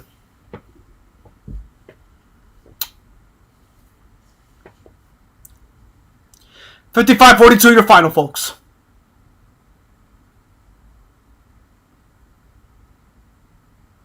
Yeah. All right.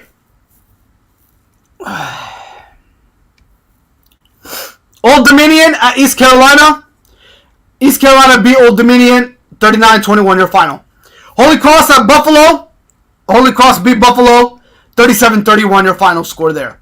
Robert Morris at Miami, Ohio. Miami, Ohio beat Robert Morris 31-14 your final there. Gardner-Webb at Coastal Carolina. Coastal Carolina beat Gardner-Webb 31-27 your final. Southeastern Louisiana at Florida Atlantic. Florida Atlantic beat Southeastern Louisiana 42-9 your final there. Two college football ranked teams coming into this football game yesterday. Kentucky. Yes, the Kentucky Wildcats, ladies and gentlemen, against Florida Gators. The Florida Gators, who suffered their first loss of the season. They go 1-1. Not to mention it was a conference game too. So they suffered their first conference game loss, nonetheless, for the Florida Gators. Florida Gators coming into this game, they were ranked number 19. For Kentucky Wildcats, they were ranked number 20. So none of them were really that far apart. But it was a good battle. 10-point game there. For the Kentucky Wildcats, I would say this was an upset. 26-16 their final there for Kentucky Wildcats, folks. All right. So 26-16 your final.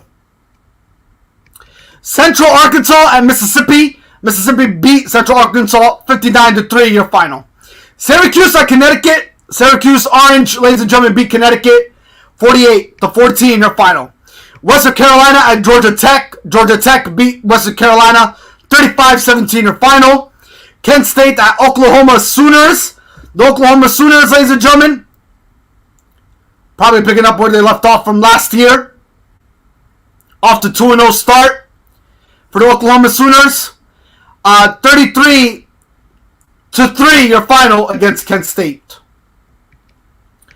Alabama A&M at Troy. Alabama A&M lost to Troy, ladies and gentlemen. 38-17 your final. Florida International at Texas State. Texas State beat Florida International 41-12 your final. Lamar at Southern Methodist. Southern Methodist, they beat Lamar 45-16 your final. Howard at South Florida. South Florida beat Howard 42-20 your final there. Northern Illinois at Tulsa. Close game there. Tulsa beat Northern Illinois 38-35 their final. Massachusetts at Toledo. Toledo beat Massachusetts 55-10 your final. Weber State at Utah State. Weber beat Utah State 35-7 your final. Alcorn State at Tulane. Tulane beat Alcorn State 52-0. Dominated game there, nonetheless. Stephon F. Austin against Louisiana Tech. Louisiana Tech beat Stephon F. Austin 52-17. Your final. Eastern Michigan at UL Lafayette. UL Lafayette, ladies and gentlemen. 49-21. Your final score there against Eastern Michigan. You know how I really miss saying that word, UL Lafayette, folks? So again, the UL Lafayette Raging Cajuns. Yes, off to 2-0 start in the SBL standings. So awesome stuff there against Eastern Michigan. For Eastern Michigan folks, I believe they fall to 1-1 on the season. So again, ladies and gentlemen, for the UL Lafayette Raging Cajuns, 2-0 to start the season. Off to a good start. Arizona State at Oklahoma State Cowboys. Oklahoma State Cowboys, ladies and gentlemen, beat Arizona State 34-10. 34-17 the final. San Jose State against Auburn Tigers. Auburn Tigers beat San Jose State 24-16 your final. McKinsey State at Rice. Rice beat McKinsey State 52-10 your final there. Texas Southern at North Texas. North Texas beats Texas Southern 59-27 your final. Southern California at Stanford. Southern California beat Stanford 41-28 your final. Southern at Louisiana State. Louisiana State beat Southern 65-17 your final. Georgia Southern at Nebraska. Georgia Southern beat Nebraska 45-42 your final. Idaho against Indiana. Indiana beat Idaho 35-22 your final. Tarleton State, ladies and gentlemen, against Texas Christian. Texas Christian beat Tarleton State 59-17 your final. Hawaii against the Michigan Wolverines. And we have some news from the Michigan Wolverines. So, again, number 5 ranked Michigan Wolverines against Hawaii. Dominating game there, 56-10 your final score. And speaking of that dominating game, ladies and gentlemen, Jim Harbaugh, ladies and gentlemen, has confirmed that Jay McCarthy will be the official quarterback for the remainder of the season for the Michigan Wolverines. How about that, folks? Based off his performance, he will be carrying the load for the Michigan Wolverines. So again, who's my Michigan Wolverine fans out there? Kevin Azar, Michigan Wolverines native, a die-hard Michigan Wolverines fan. My friend, Jay McCarthy will be the starting quarterback, confirmed by Jim Harbaugh. He'll be the starting quarterback for the remainder of the season for the Michigan Wolverines. Again, final score, ladies and gentlemen, 56-10 against Hawaii. Big Ten standings, they're off to a 2-0 start in the Big Ten. And for Hawaii, well, I'm not going to say anything about Hawaii. I mean, they're in the MWC standings. Who even follows the MWC standings lately? Anyway, they're off to an 0-3 start. They're looking for their first victory, nonetheless. they're still trying to figure themselves out. They're trying to figure themselves out again, going into the season, let alone. And again, they're under the barrel, and they need to get out of it fast and quickly, nonetheless. 56-10, your final there, ladies and gentlemen, for the Michigan Wolverines. Alright, Boston College and Virginia Tech. Virginia Tech beat Boston College 27-10, your final. Nicholas State at UL Monroe. UL Monroe beat Nicholas State 35-7, your final. Idaho State at San Diego State.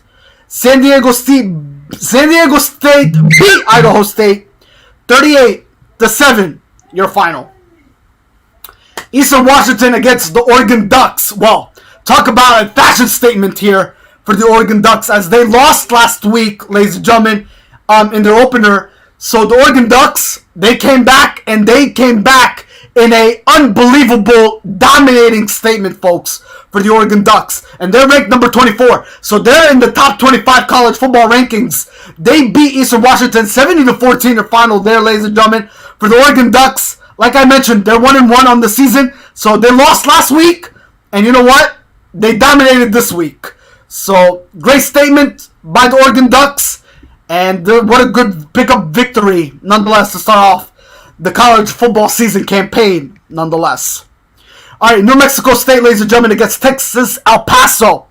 Texas El Paso, ladies and gentlemen, they beat New Mexico State by a touchdown. Actually, no. Well, by 6 points. Was it by 6 points? Yeah. No, by a touchdown. I'm sorry. 2013, ladies and gentlemen. 2013, your final there for Texas El Paso.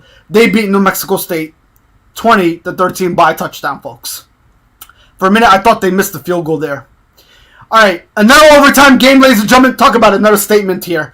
This one probably is one for the ages, folks. Baylor against Birmingham Young. This one was a late game. It went to overtime. It was tied 20-20, ladies and gentlemen. And BYU came through. 26-20, your final score there for Birmingham Young in defeating the Baylor Bears. And speaking of Birmingham Young, folks, they came in. They are in that top 25 ranked college football rankings. And you know who they knocked off? They knocked off the top 8 Baylor Bears. Wow. That's an upset. That's an upset. So Birmingham Young, Cougars, 26-20 in overtime, upset right there. Again, for the Baylor Bears, they just fell. They just fell. So 26-20, your final. Oregon State against Fresno State, tight game. 35-32 for Oregon State. They beat Fresno State 35-20, your final. And ladies and gentlemen, finally, the last game of the night in college football of week 2 of the regular season. As we close out week 2 and prepare for week 3 for next week. Mississippi State against Arizona. Mississippi State beat Arizona 39-17. Your final there, ladies and gentlemen. So talk about a week 2 in college football. Talk about a week 2. Talk about a week 2 in college football, folks. So that's it. That's pretty much college football, folks. And recapping 80 games. To recap week 2, ladies and gentlemen, we recapped the historical game between Alabama and Texas. And ladies and gentlemen, for anybody that's still tuning in and hearing this out, Alabama and Texas, Alabama Crimson Tide and Texas Longhorns were the most watched game than any NFL game and college football game in itself on Fox, ladies and gentlemen, in yesterday's matchup. And that was a tight one, as Alabama Crimson Tide came up really close in a tight game, 20-19 your final in that one, as Alabama stays number 1 in the college football rankings. And then it was that battle again between Eastern Kentucky and Bowling Green. That was probably the highlight of the game of week 2 of college football, as that game went to 7 overtime game, ladies and gentlemen, to decide a winner. And Eastern Kentucky pulled through to pick up their first victory of the season, nonetheless. All right, so on Awesome stuff. Awesome stuff, folks. What is it now? 10:38 a.m. All right, cool. All right, folks. We have some WNBA to talk about. All right, we're going to talk about some WNBA.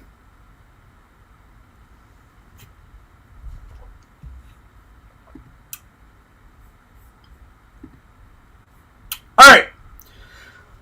Let's talk about some WNBA, ladies and gentlemen. The WNBA Finals is set. We have the Las Vegas Aces versus the Connecticut Suns. So, now, it looks familiar, doesn't it? Talk about a sports pattern here. It's a West versus East matchup. But my ultimate question here now is, will the East prevail to winning a championship? Now, I did talk about this on my podcast last week, where if you all, ladies and gentlemen, recall that in the past sports that we witnessed this past year, in the beginning of the year, we witnessed the Bengals versus the Los Angeles Rams. It was West versus East battle. The Rams, they were the West. The Bengals were the East. The Rams beat the Bengals. The West became your Super Bowl champs. Then, the NBA Finals came through. It was Boston Celtics versus the Golden State Warriors. The West versus East battle right there. Who prevailed? The West did. So, Golden State beat Boston Celtics. The West beat the East. Alright. NHL hockey. Colorado Avalanche versus the Tampa Bay Lightning. West versus East. Who prevailed? Colorado Avalanche. The West prevailed. So, we're back at it again. The WNBA Finals is set. Now, we do have an MVP. And she goes by the name of Ajaya Wilson. Congratulations to her.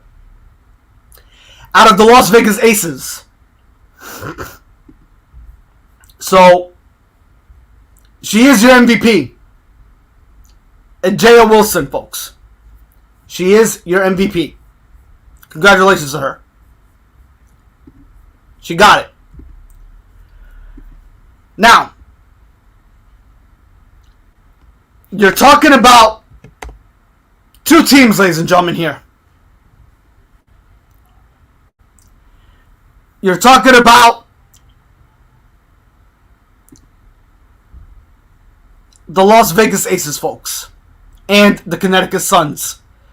Both franchises in the WNBA that are looking for their first title in franchise history. Both of them are looking for their first title, folks.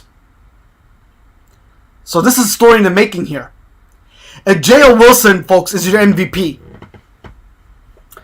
Now, we know, anybody that's considered an MVP doesn't win a championship. They usually are just considered the most valuable player throughout the regular season and how they, fared. But, this one could be different. This one could be different. We can't compare the NFL with WNBA, folks. We can't. We can't. So,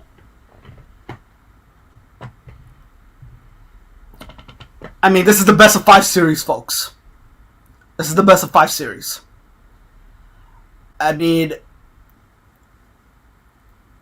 Both teams are looking to grasp a first title. Their first title, folks. Connecticut Suns don't have the championship in their franchise organization, and the Las Vegas Aces don't either. So, who wants it more? Who wants it more?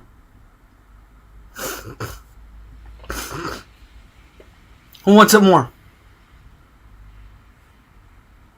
So,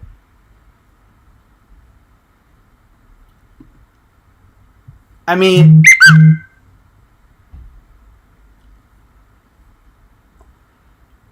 they got. Let's talk about how they got to the WNBA Finals. Let's talk about that.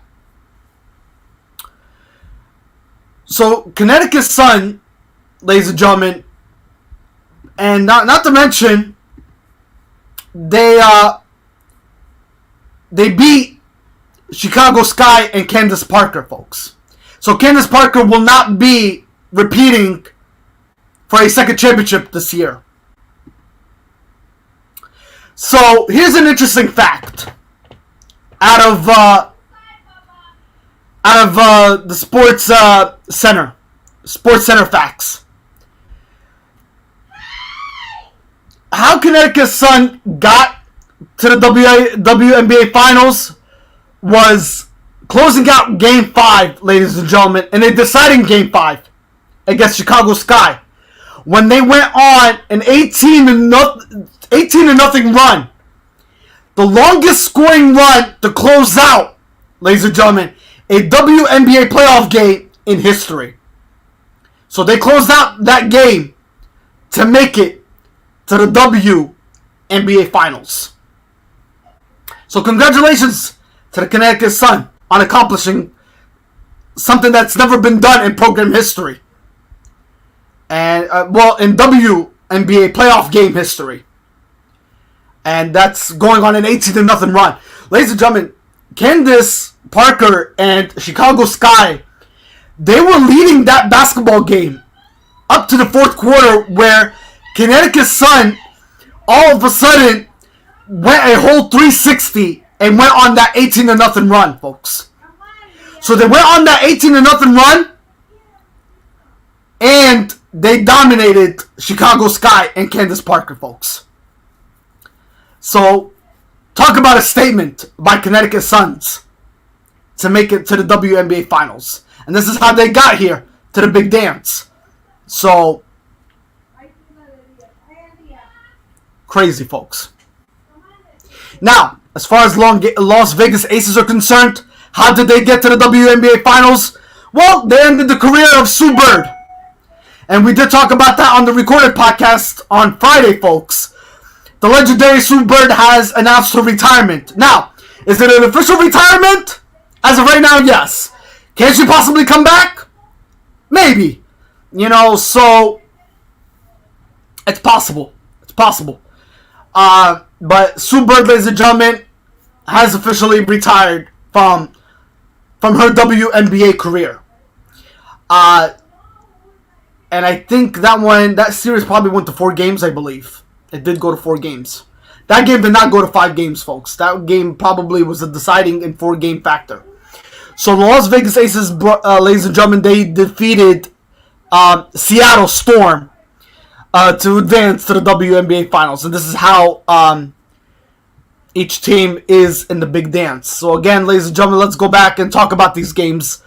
Let's break it down real quick, folks. So in round 1 against Seattle Storm, ladies and gentlemen, round 1 began on August 20th. On August 20th was round 1 between game 1. I'm sorry, game 1 between the Seattle Storm and Las Vegas Aces, folks. Again, that one was on August 28th, and Aces, they lost that game in round 1 against Seattle Storm, 76-73 your final. And then going into game 2, they tied the game 1 apiece. Aces came back with another statement there, beat the Seattle Storm, 78-73 your final. And then in Game 3, Aces, they dominated Seattle Storm. Seattle had no answer for the Aces, Las Vegas Aces. They beat them. Aces beat Storm 110-98 in overtime, nonetheless. And then the Las Vegas Aces closed it out. As Las Vegas came into that game in Game 4, they were leading 2-1 in the series. They beat Storm 97-92 to advance to the WNBA Finals 3-1 in the best of 5 series. But they finished it out in 4 games. So Las Vegas Aces, ladies and gentlemen, are in the WNBA Finals picture. And also for the Connecticut Suns, ladies and gentlemen, let's break it down and how their game went. Again, it was against Chicago Sky. We'll start with round 1 against Chicago Sky, which started, I believe, on August 28th as well. Connecticut Suns, ladies and gentlemen, they took that lead on Sunday, August 28th. They beat them 68-63 to start the series. They went up 1-0. And then in Game 2, Sky came back with revenge. Beat the Connecticut Suns 85-77 to tie the game 1 apiece. And then going into Game 3, which was on Sunday, September 4th, Sky came back again with another answer of their own. 76-72 against Connecticut Sun. And then in Game 4, they tied up the game. Connecticut Sun came back in a thrilling fashion. 104-80 was your final on Tuesday, September 6th. And then the deciding factor on Game 5, which was Thursday, September 8th.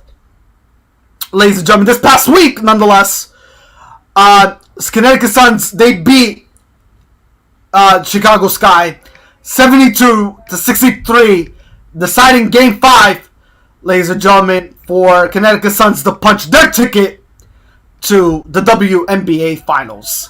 So, ladies and gentlemen, again, you have Las Vegas Aces and the Suns in the WNBA Finals. And it is going to come down, ladies and gentlemen, it is going to come down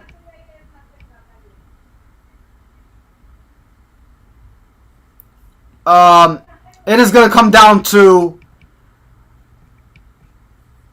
ladies and gentlemen, it's going to come down to the best of 5 series in the WNBA Finals. Somebody has dropped a comment here on YouTube. Jerry Dixon, I'm sorry. Does he have a torn ACL? Josh, are you there? Let's see if he's still there. He's commenting. So we have a comment from YouTube channel, folks. Let's see if Josh is still there. Sorry, Josh, I'm just tuning in right now. We are streaming all over the place, my friend. We are streaming right now on Twitter, on TikTok, Instagram, Facebook, YouTube channel, everywhere. I'm sorry for ignoring your comment. You are still there. All right, buddy, what is your question? I'm sorry. Please drop it down for me so I can answer it for you. So I think you said something about Jerry Dickinson.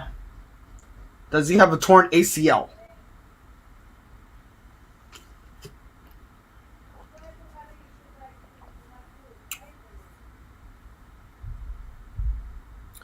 Is Jerry Dickinson out? Let's see. That's a very good question.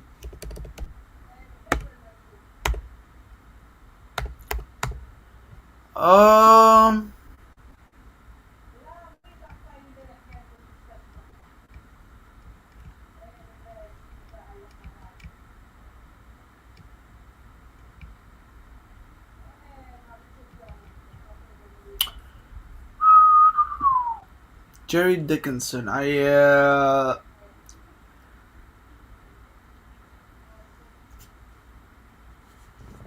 Josh, what sport? I'm not. Nothing's coming up.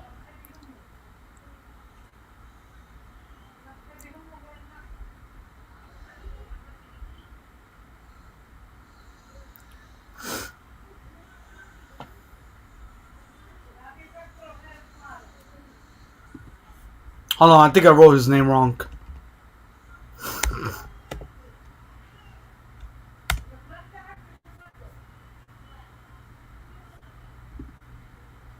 College football.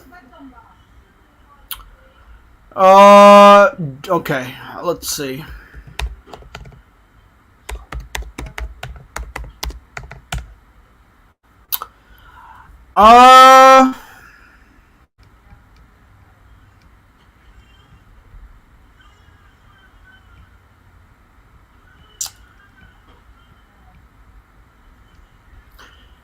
Hey Josh, which football team does he play for? I mean, still nothing's coming up. I'm trying to find the answer for you, but nothing's coming up, my friend.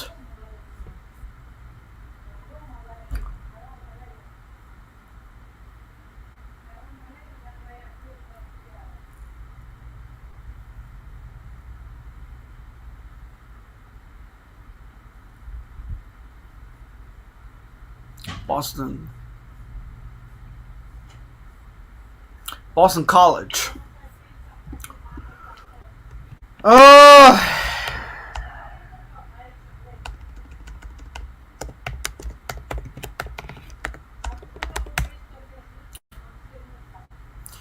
Why am I not getting information on him?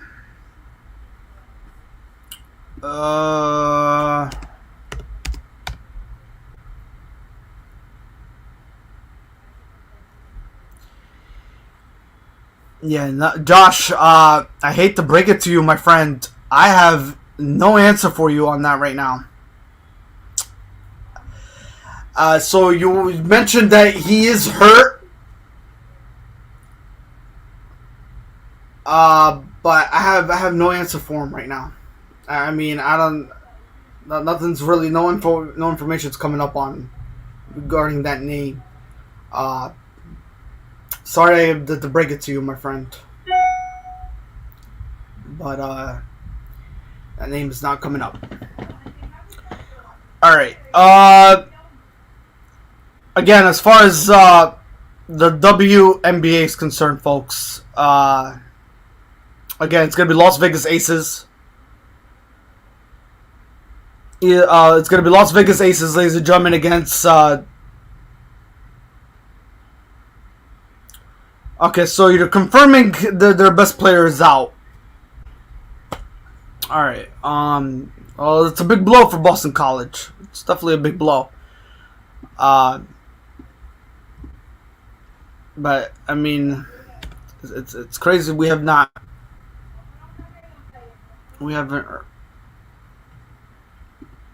heard anything about him, though.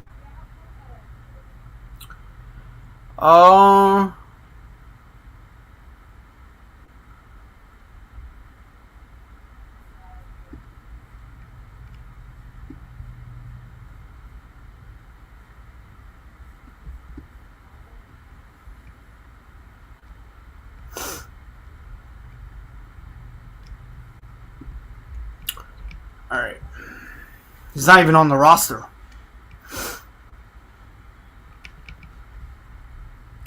He's not even on the roster.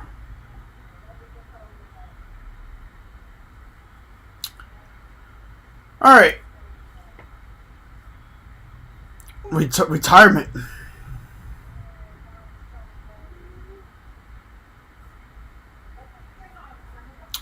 Messi went retired? I don't recall that. Did he really?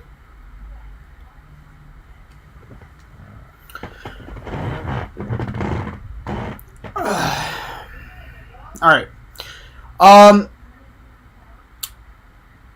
The WNBA, folks, we'll go back and talk about the Las Vegas Aces and Connecticut Suns here.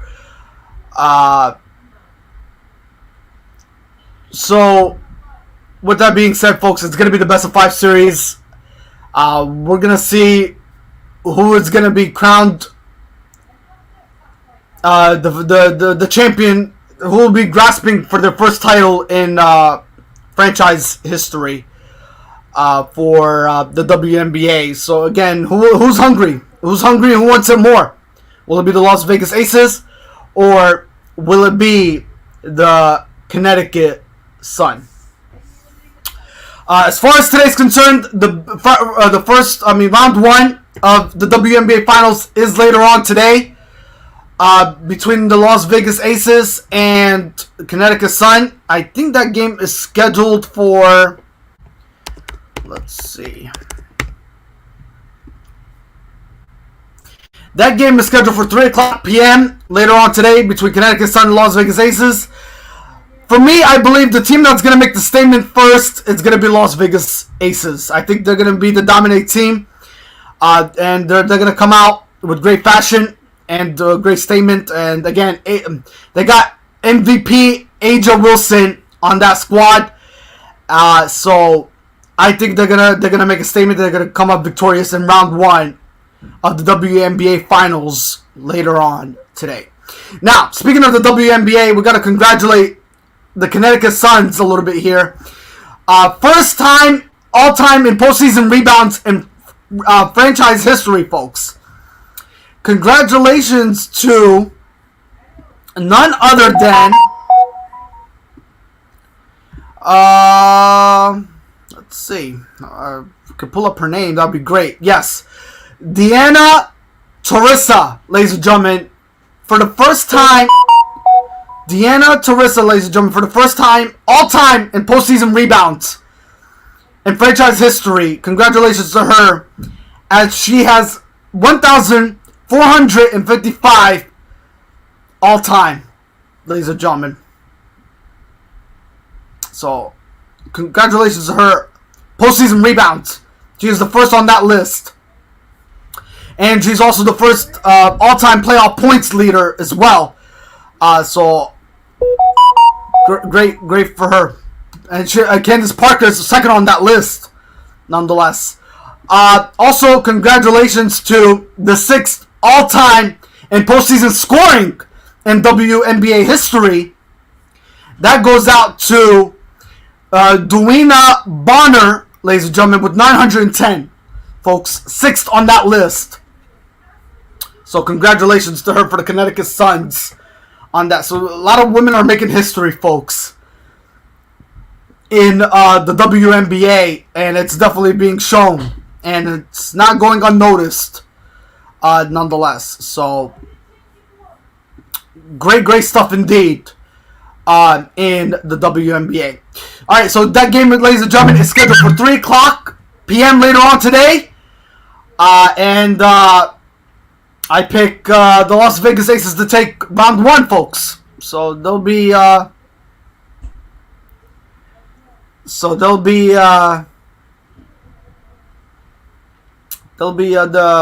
heavy favorite.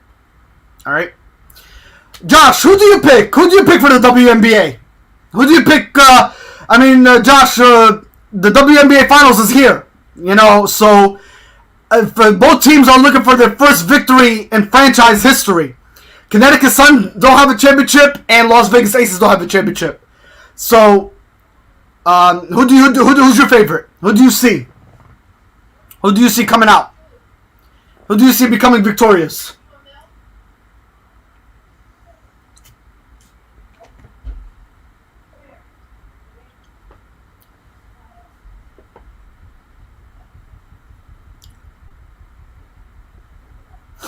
All right.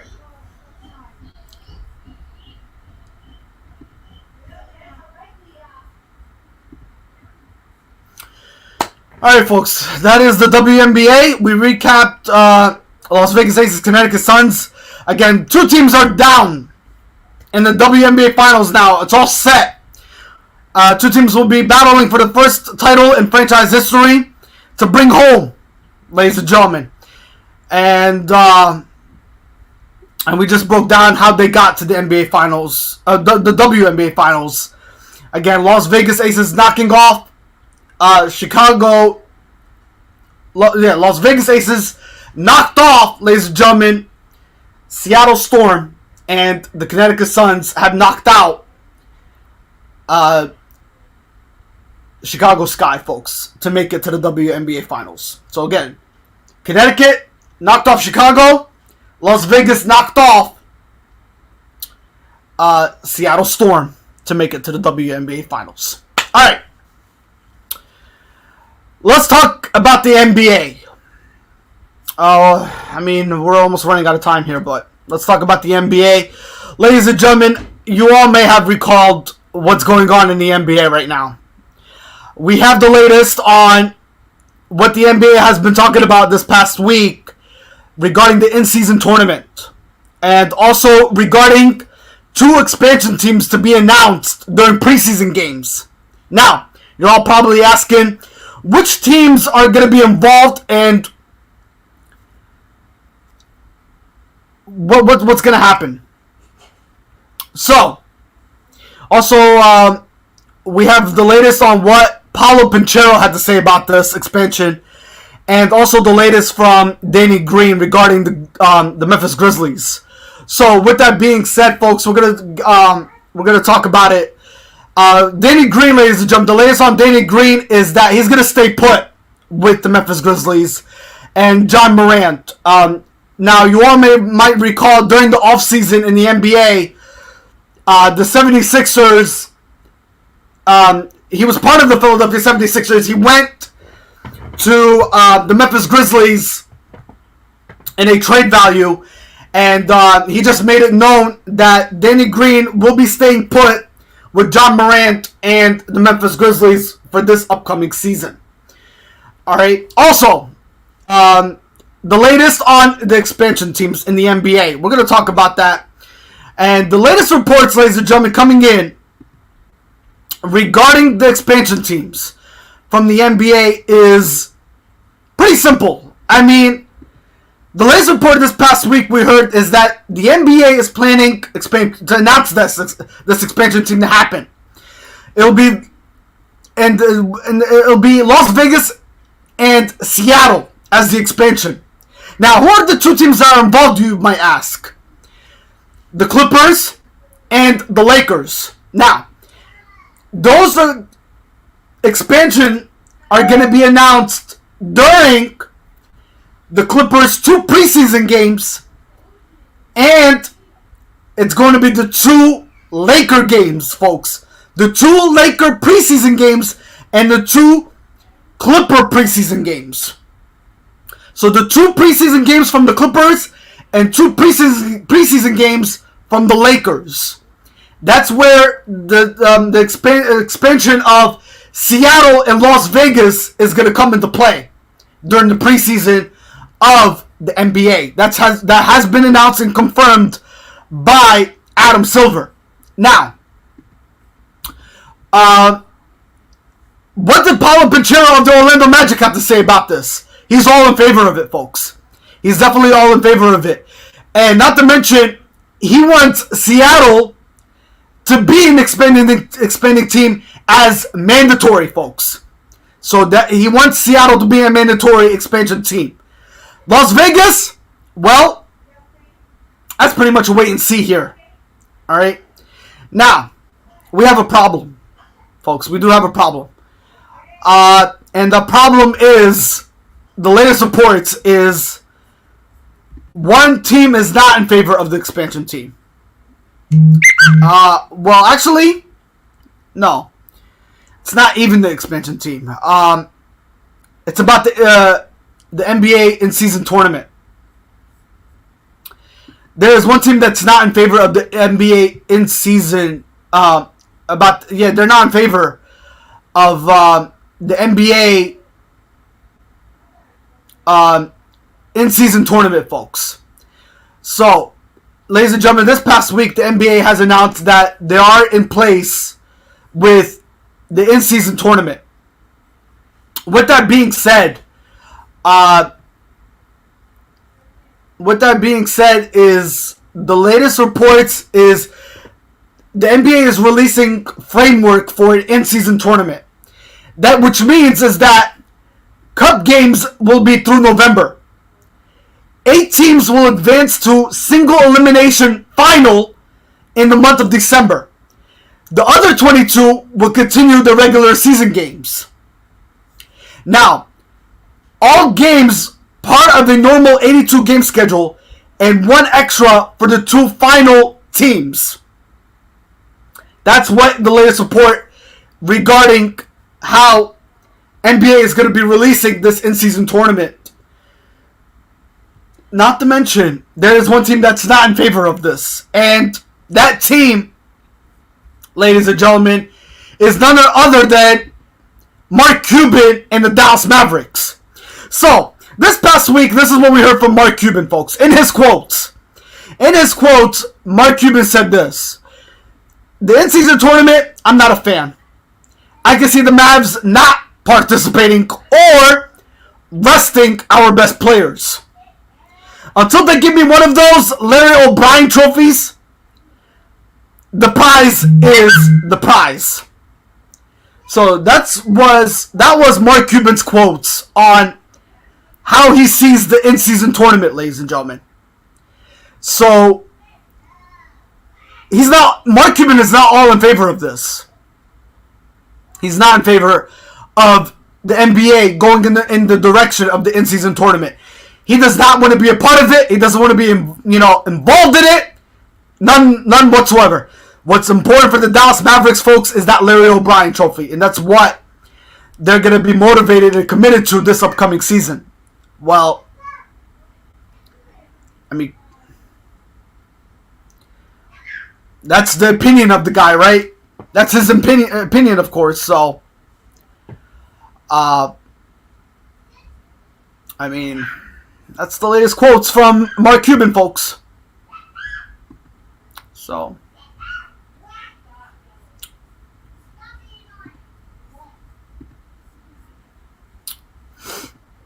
yeah, that's the latest reports there. All right, so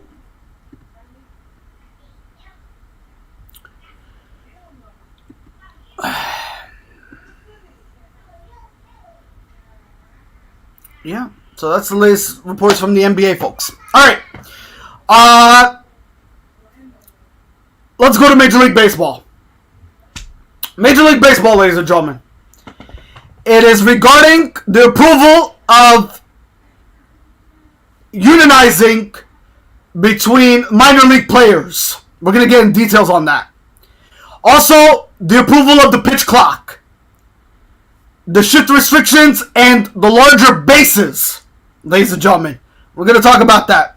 It has been approved. They discussed it on Friday, and they came to an agreement.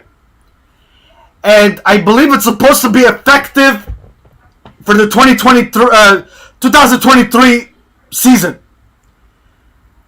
And then, the ultimate question, folks. Who's your American League MVP? Is it Aaron Judge? Or is it Shohei Ohtani, folks? The latest coming up. And Albert Pujols. His mission to 700. Whether he hits it or not, ladies and gentlemen, it has been confirmed. He is going to retire after this season. That is 100%. Whether he hits 700 home runs or does not, this is it. This is it for Albert Pujols.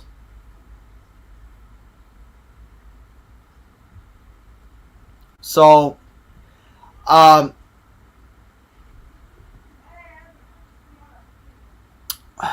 we shall see. We shall see. But I mean, I think most likely, folks, if you look at the calendar, folks, I don't see why Albert Pujols will not hit 700 home runs before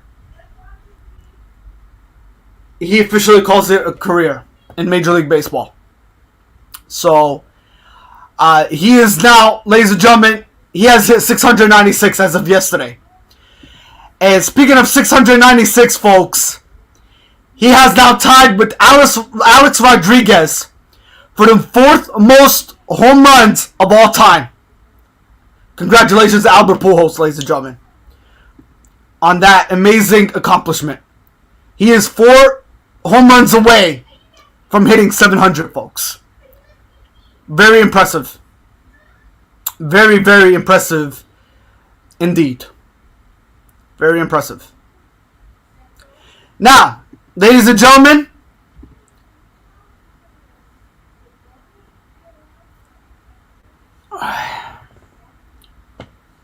he said no. Okay, so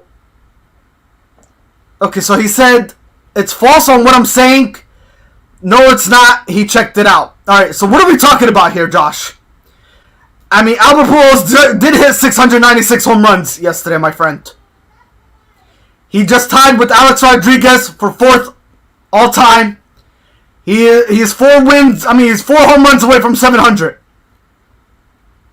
I don't think there's any false about that, my friend.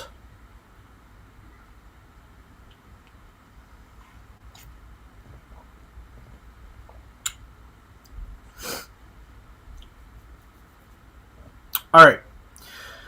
With that being said, folks, let's talk about your American League MVP.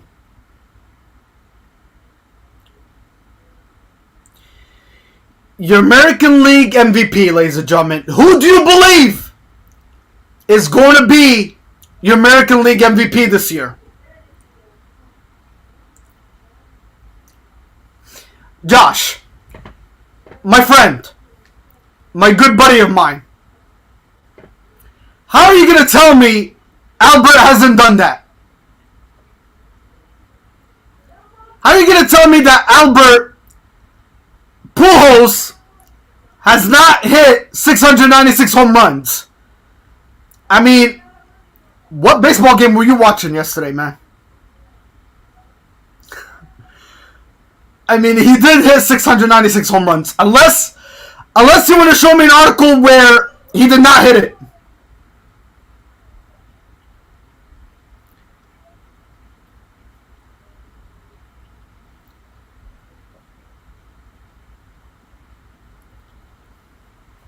All right, here he goes again telling me he hasn't.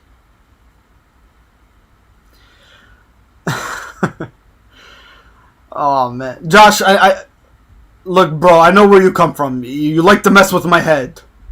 But you're a great audience, my friend. I appreciate you. But I'm not speaking wrong here. He did hit 696 home runs. He is 4 home runs away from hitting 700. Bro, this is all fun and games. I know.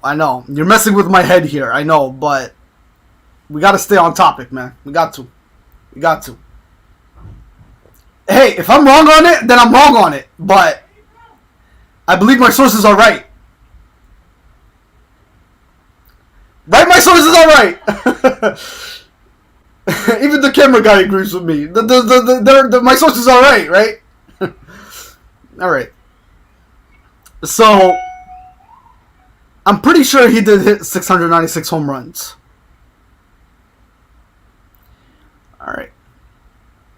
All right, we'll move on. We'll move on, man. We'll move on. All right, we'll move on. Well, if my sources are wrong, they're wrong. They're wrong. I mean, they're wrong. I mean, if my sources are wrong, Josh, then that means I'm wasting your time, my friend. I think I'm wasting your time.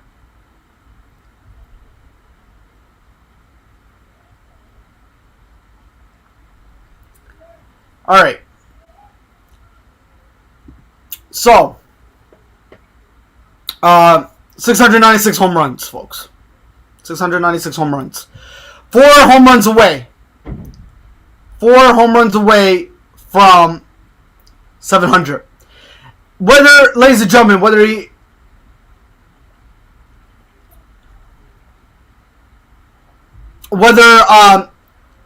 hits 700 or does not hit 700, he is gonna retire, folks.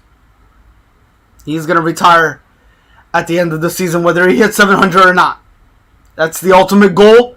Albert Pujols made it crystal clear, and That's the latest reports from Albert Pujols is he will be calling it a career whether he hits 700 home runs or does not. All right, so four home runs away. All right, now, ladies and gentlemen, the American League MVP. Who do you believe will be achieving that award? Now, you're talking about Shohei Ohtani, ladies and gentlemen, with 33 home runs in the season. And then you're talking about Aaron Judge with 55 home runs into the season. But now, ladies and gentlemen, let's look at the comparison here. As far as the FWAR, Aaron Judge is at 9.1 in FWAR.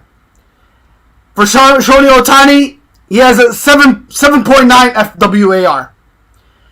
Again, 55 home runs for Aaron Judge, 33 home runs for Shohei Ohtani.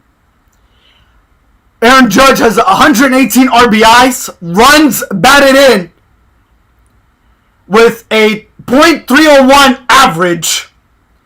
And, ladies and gentlemen, for Shohei Ohtani, who's not only a batter, but he's also a pitcher this year. 181 KS and a 2.58 ERA. So, we break it down, folks. Who do you believe, in your eyes, who do you believe is your American League MVP? Josh, who do you believe is your American League MVP? Aaron Judge or Shohei Ohtani? Who do you believe? Who do you believe? Who do you think will be achieving that award? Shohei Ohtani or Aaron Judge?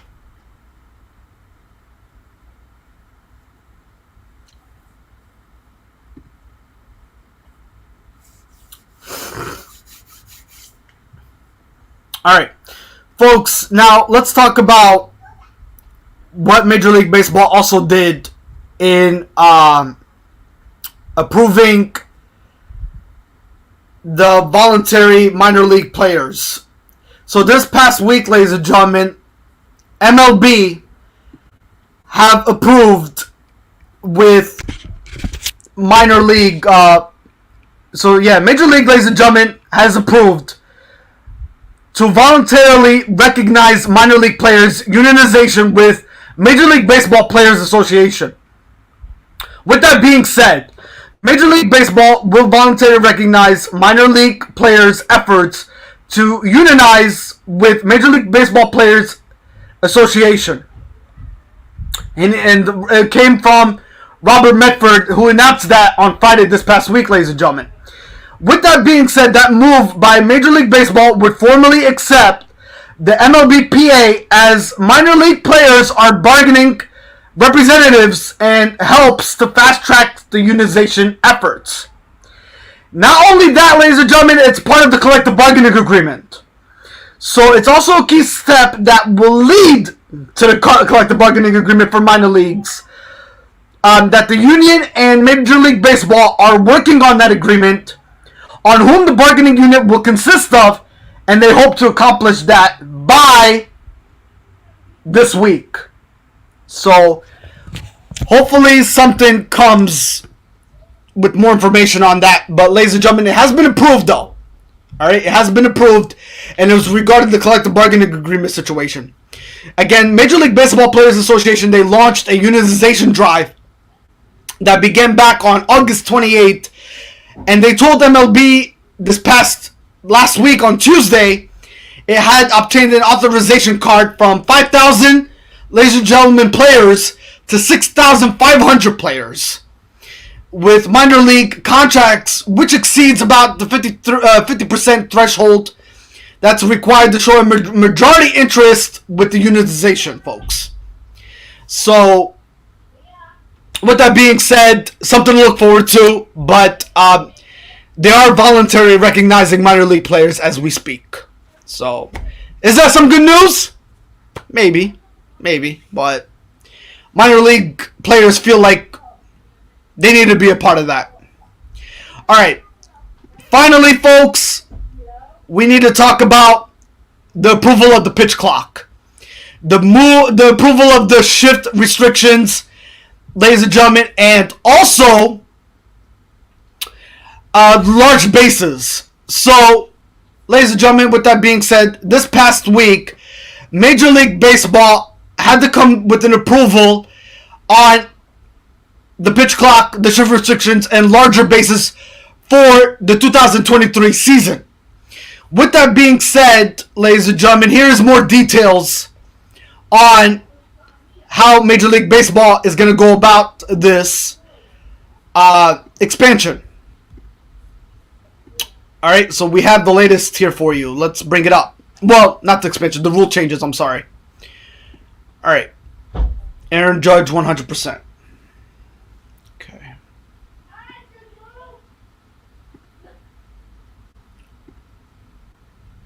Okay. Alright.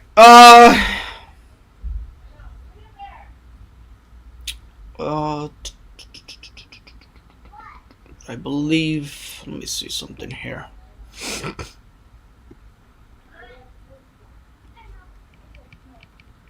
I think he gave me my prediction also. Did he give me my prediction on the... He did, yeah. Alright. Okay, so... With that being said, folks, more details on... Josh, I appreciate you, man. I appreciate you, bro. I mean, hey, you're entitled to your opinion. You know, I don't get discouraged, my friend. I really don't. I mean, I studied this. I'm committed to it. I'm dedicated. You already know. All right, folks. Let's talk a little bit more details on the rule change that will take an effect in Major League Baseball for the year 2023 season. So with that being said, ladies and gentlemen, here is the breakdown. The rule changes for the 2023 season is this. The pitch timer, ladies and gentlemen, will be 15 seconds when the bases are empty, 20 seconds with runners on base. Hitters receives a one timeout per plate appearance.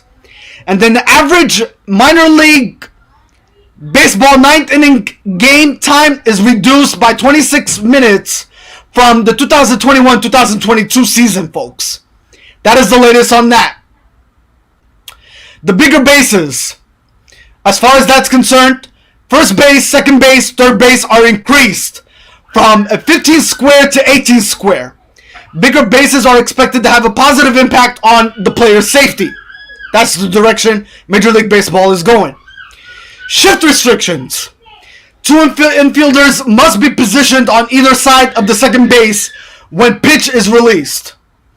All four infielders must have both feet within the infield when the pitcher is on rubber. So that's the latest.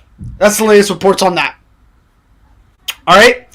So that's what the rule changes will be for Major League Baseball in approving this. And this approval became a big decision this past Friday on September 9th, 2022 from the Major League Baseball point of view here. And this is what they're going to go with for the 2023 season, folks. Alright? So, ladies and gentlemen, that's it for Major League Baseball. We covered Albert Pujols. Will he get to 700? Again, whether he hits 700 or doesn't, ladies and gentlemen, he's going to officially call it a retirement. We did talk about the in-season. We talked about the approval between Major League Baseball and minor league players being with Major League Baseball. So, ladies and gentlemen, Major League Baseball and the minor league players will be. I know. Let's go. All right. We need to talk about the NFL. We need to get ready for the NFL. Everybody's waiting for those.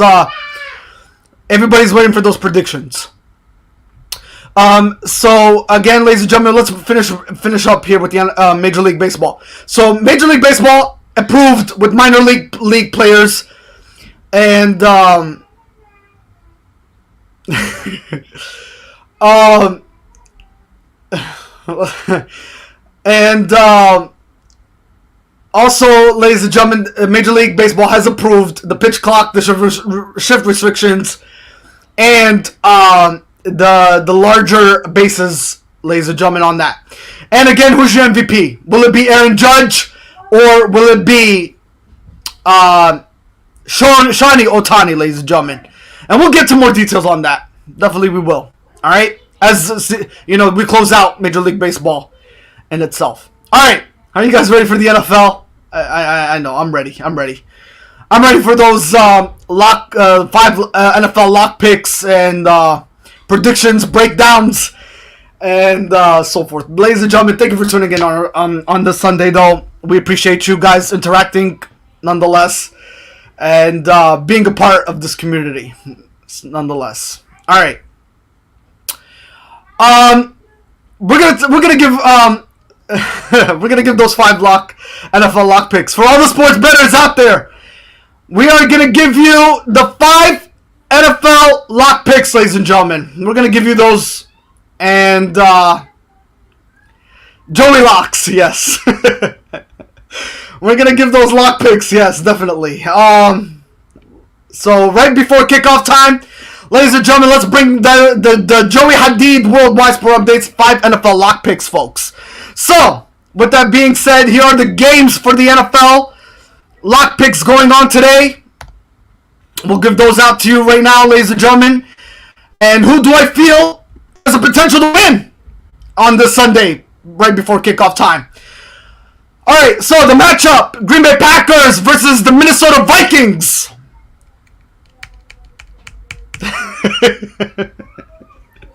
Oh, shoot.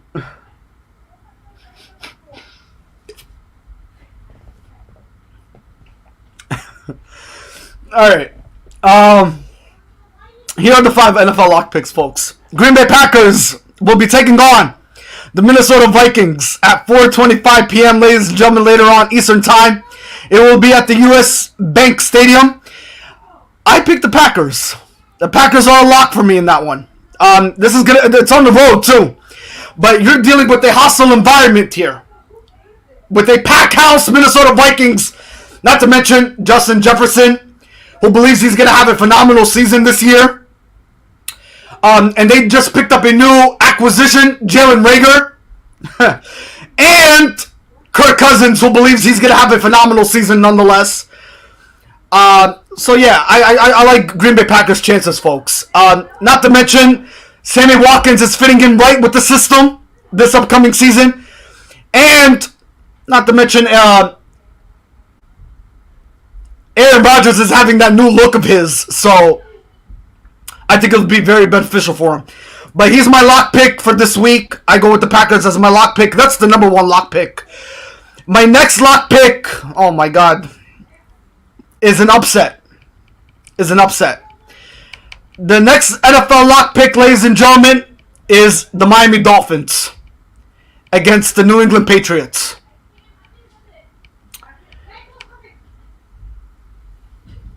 Both, oh,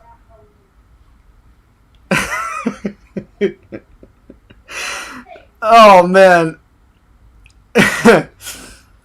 Oh, Kevin, you're too much, my friend. You are too much. I mean,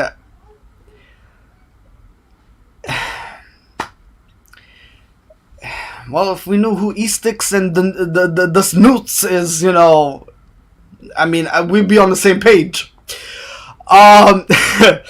Miami Dolphins are my next lock pick, ladies and gentlemen. So, ladies and gentlemen, it's the Packers and the Dolphins. Those are my lock picks. My next lock pick, the Baltimore Ravens against the New York Jets. And we're going to talk about Lamar Jackson here in a couple minutes, ladies and gentlemen. Yeah, the latest news on Lamar Jackson does not look good. But I like Baltimore against the New York Jets, ladies and gentlemen, this afternoon.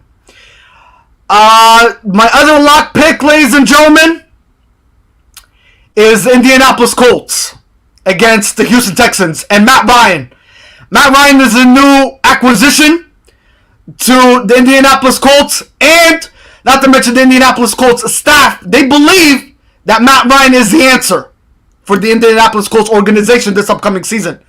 So I believe that the Indianapolis Colts will be making a statement, and they're going to make a whole turnaround. Not to mention, will Jonathan Taylor have a tremendous season this upcoming year? We shall wait and see, because I think, I'll tell you what, Jonathan Taylor is going to dominate, and he's going to put the NFL on notice this upcoming season. So I like the Indianapolis Colts. Those are my pick. My last pick is going to be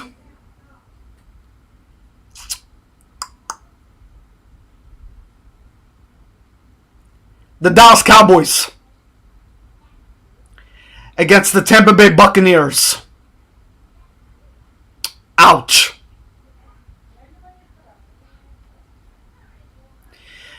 Talk about the Dallas Cowboys over the Tampa Bay Buccaneers. Why do you smell the Dallas Cowboys over the Tampa Bay Buccaneers? You know what, folks? Again, it goes back to Tom Brady. Why? Why is he coming back? Why? What does he have left to prove? Besides that 8th Super Bowl title. I don't think there's anything that Tom Brady hasn't done that already has been done. So, ladies and gentlemen, with Tom Brady, no matter where he goes, the ultimate goal for him is a championship. That's it. That's all he brings to the table. And we know what Tom Brady is capable of. But ladies and gentlemen, you're talking about two high-scoring quarterbacks under the lights. Under the lights that are going to be dancing under the lights on the field.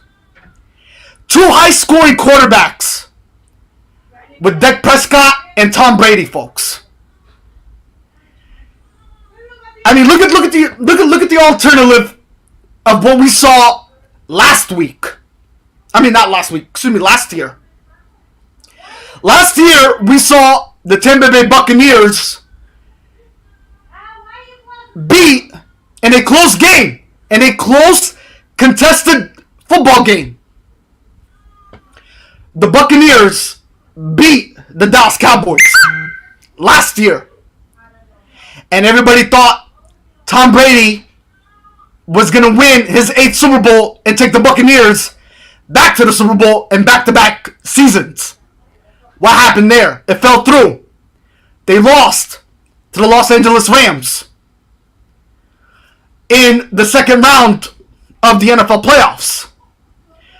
So, the outcome this year is going to be highly contested, and it's going to be different. In my opinion, I think it's going to be in Dallas Cowboys' favor. You're talking two high-scoring quarterbacks, folks. High-scoring contest game here between the Tampa Bay Buccaneers and the Dallas Cowboys. So I do pick Dallas as the lock pick here. So, again, it goes back to why Tom Brady? Why is he back? Why? I mean, I think, ladies and gentlemen, the Dallas Cowboys are going to show to the whole world that they probably have figured out Tom Brady by now. You know, they're gonna have, I think, the possible game plan to how to stop, and not to mention find where Tom Brady's weakness is gonna be. And that Dallas defense, Micah Parsons, ladies and gentlemen, don't be shocked if he has a hell of a night tonight. Under the lights. Under the lights, ladies and gentlemen. Do not be shocked or surprised if he has a heck of a night tonight for the Dallas Cowboys. Not to mention, you got Venderech on that defense, who's a blind spot, who knows his position very well. And he's a ball hawk when it comes to interception leaders. You know, he can cover that. And folks, the Cowboys are gonna come up. They're gonna come hungry, and they're gonna come hard later on tonight. And talk about a Sunday night football game. Nonetheless. All right, folks. I want to talk about sports gambling. All right, what's the difference between last year and this year? So, ladies and gentlemen, I want to bring this to everybody's attention here. I want to bring this to everybody's attention, all right? So, sports gambling is a hot topic, folks. And talk about an increase between last year and this year. But I want to make it crystal clear, ladies and gentlemen. All right? Sports fans, here's something to note. I want you to everybody write this down, all right? On your keynotes real quick. If someone this weekend, okay, going into today, before the game starts, wherever you may be, at a bar, at the club, at the casino, wherever you may be, if someone tells you that nobody cares about your sports bets, tell them that there are 46.6 million who will. Ladies and gentlemen, compared to last year, 46.6 million have joined sports betting this year, folks. Sports betting. Alright?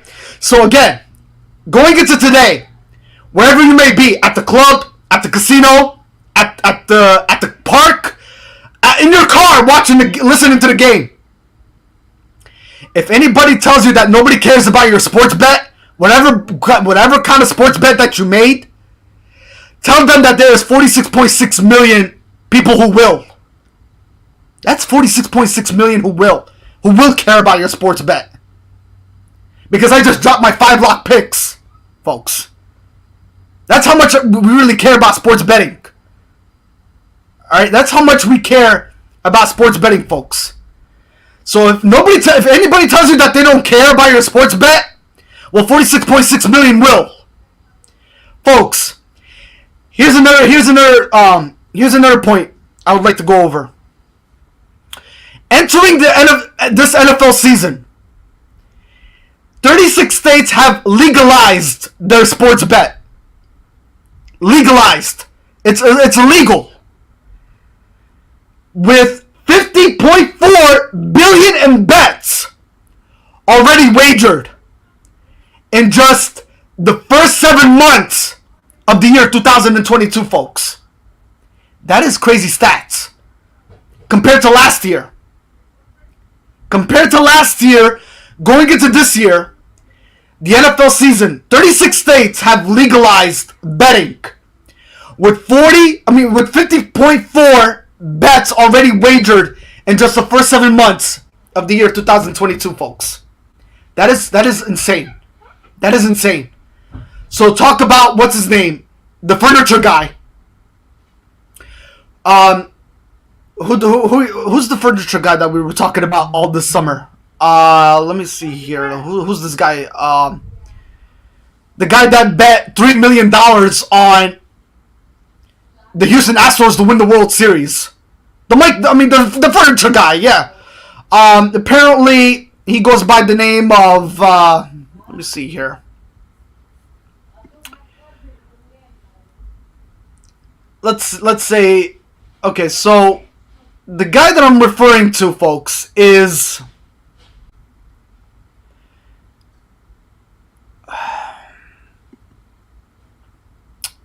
yeah, Mattress Mac. That's what I'm talking about. Mattress Mac. That's what I'm talking about. The guy that goes to the casinos and gambles all the time. He's the one who put $3 million on the Houston Astros to win the World Series this upcoming season. And I'm still going to hold him to it to see if that will come true for him nonetheless. But again, folks, sports betting is popular. And it's growing fast. It is growing fast. It is.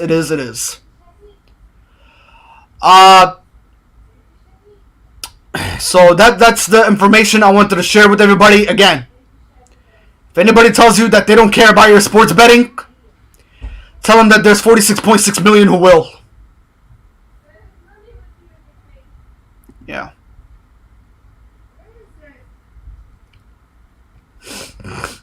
All right.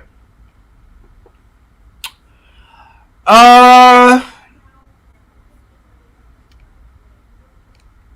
right. So, the latest on Lamar Jackson, folks. The latest on Lamar Jackson is that he denied a $250 contract. $1 million contract, folks. The reason why he denied it is he wanted it to be closer to Deshaun Watson and I think surpass Kyle Murray. I believe so. That's why he denied it, folks. That is the latest reports I'm hearing from. So the latest reports I'm hearing from Ian Rappaport. This came about actually this morning to my attention. That again, Ian Rappaport mentioned, ladies and gentlemen, that again Lamar Jackson turned down an offer that was more than Russell Wilson's $49 million per year, and it also fell short to Deshaun Watson's contract, guaranteed money. So, again, with that being said, it was nothing close. It was nothing close to what Lamar Jackson was looking for, folks. Nothing. So again, you all might ask and you're wondering, what kind of deal did Jackson turn down? Well, Jackson was offered that deal, ladies and gentlemen, and the 250 that I mentioned, and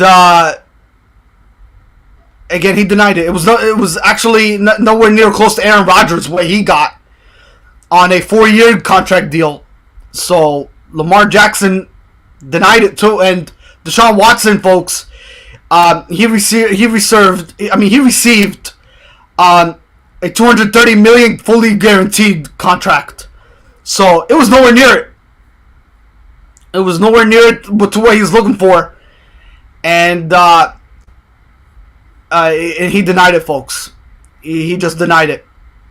So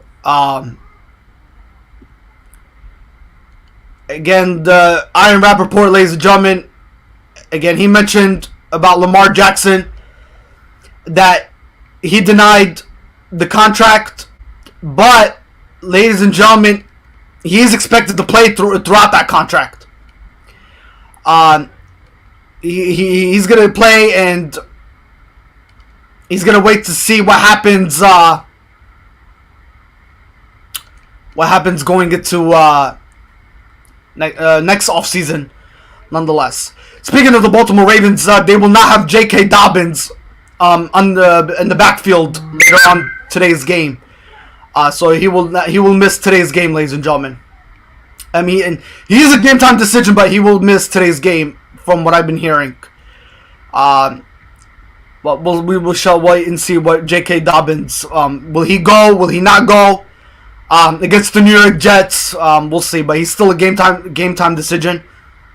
So as of right now, they're thinking that they might not have J.K. Dobbins later on. So.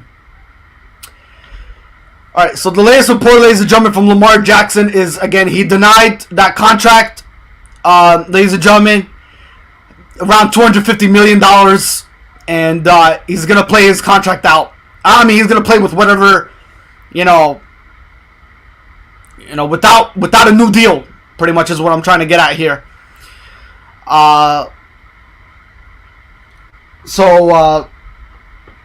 Yeah, pretty much he's gonna play throughout this whole season, and he's gonna see what's the future in store for him for the next offseason, nonetheless. So that's the latest from Lamar Jackson, folks.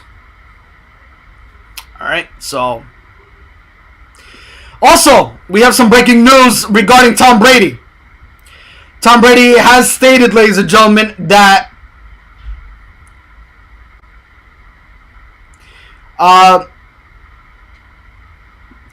so, ladies and gentlemen, the latest reports on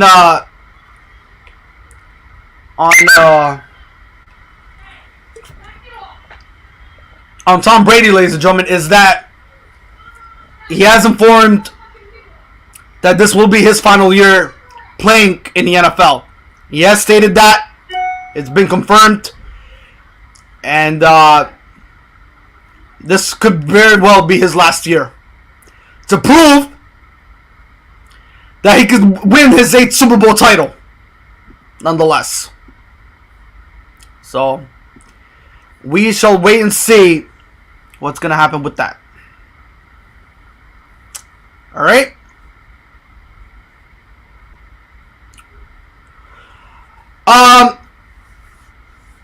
One more thing to go over, ladies and gentlemen, regarding Thursday night's season opener for the Buffalo Bills, as they defeated the defending Super Bowl champions, the Los Angeles Rams, on Thursday.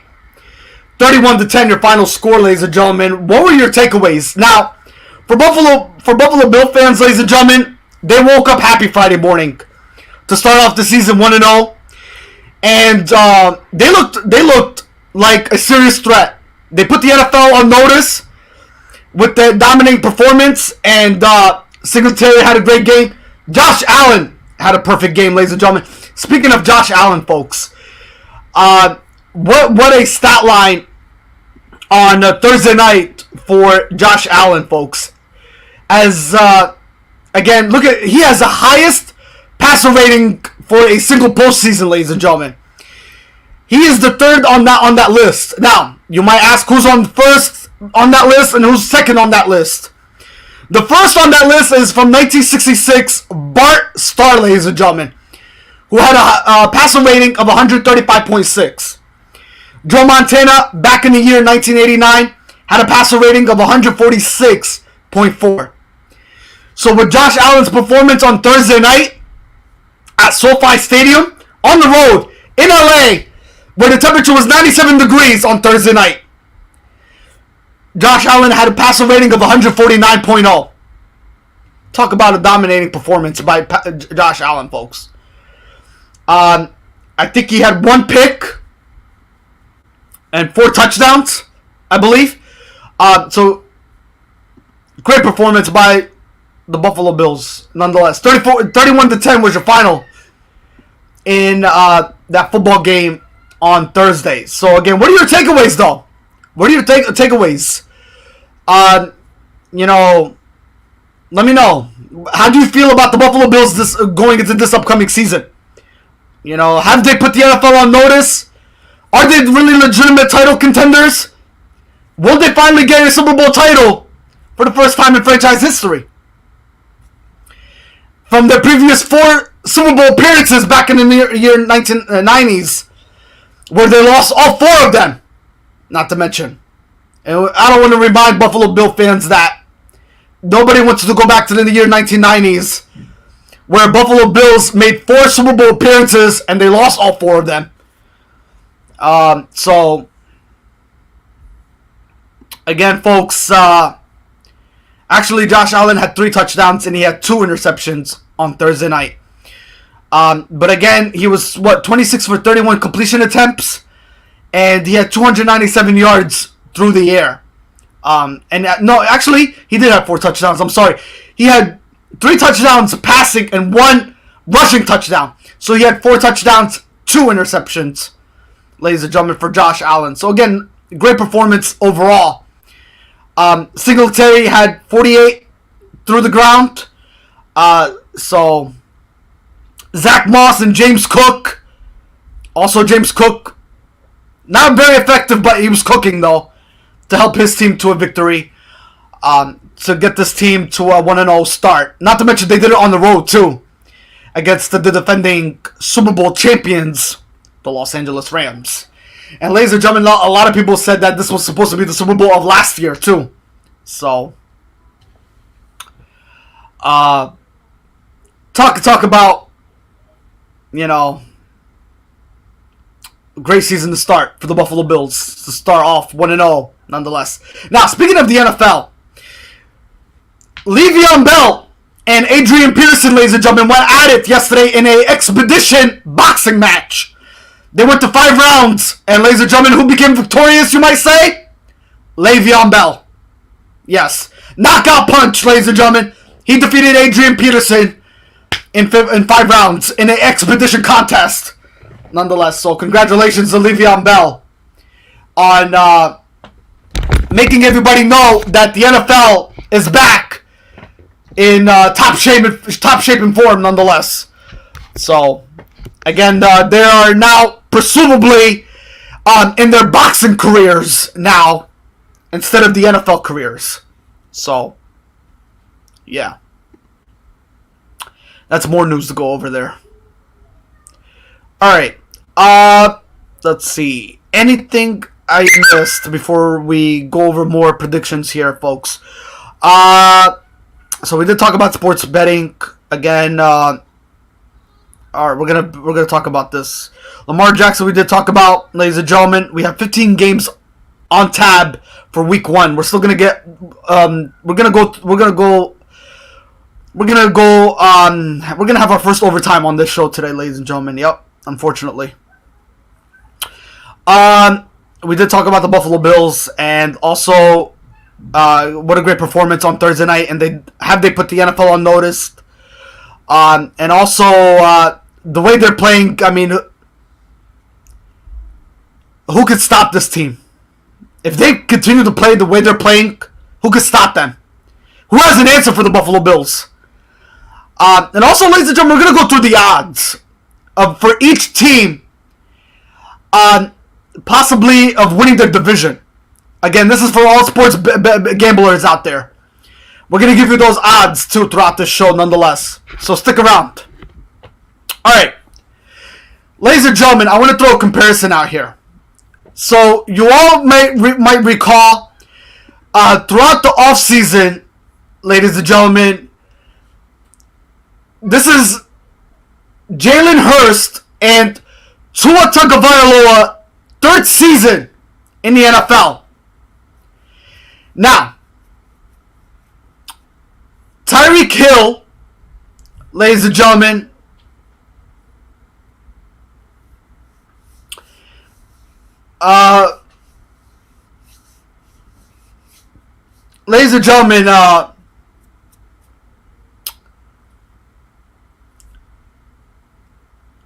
to go back to the comparison here to our 3rd-year quarterbacks, Jalen Hurst of the Philadelphia Eagles and Tua Tagovailoa of the Miami Dolphins. Now, ladies and gentlemen, look at this. Tua Tagovailoa and the Miami Dolphins have added Tyreek Hill, a new member that they brought from the Kansas City Chiefs. They got Jalen Waddle, folks. The 2 biggest factors in the wide receiver position core. And then the Eagles. They got rid of Jalen Reagor to the Minnesota Vikings. So it is now Devontae Smith and A.J. Brown that they acquired from the Tennessee Titans. They got Miles Sanders. So Boston Scott is there too. Dallas Goddard is there too. So, folks, here's the comparison. Who do you believe in their third season in the NFL is going to have such a big impact? Will it be Tua Tagovailoa or will it be Jalen Hurst? Who do you believe is going to come out on top in this upcoming NFL season? So, it's an interesting comparison, folks. It's an interesting comparison. Both quarterbacks are entering their third year in the NFL. And both quarterbacks have such great weapons to play with. But who's going to be the ultimate factor here? Who's going to come on top for their respective teams? Will the Dolphins come on top? Will the Philadelphia Eagles come on top? Now, the Philadelphia Eagles, I give them possibly a grade of a B for the draft that they pulled off. Not to mention, they got Jordan Davis, in the NFL draft. Along with Fletcher Cox there in the defensive core. They got Darius Slay, who is a interception machine.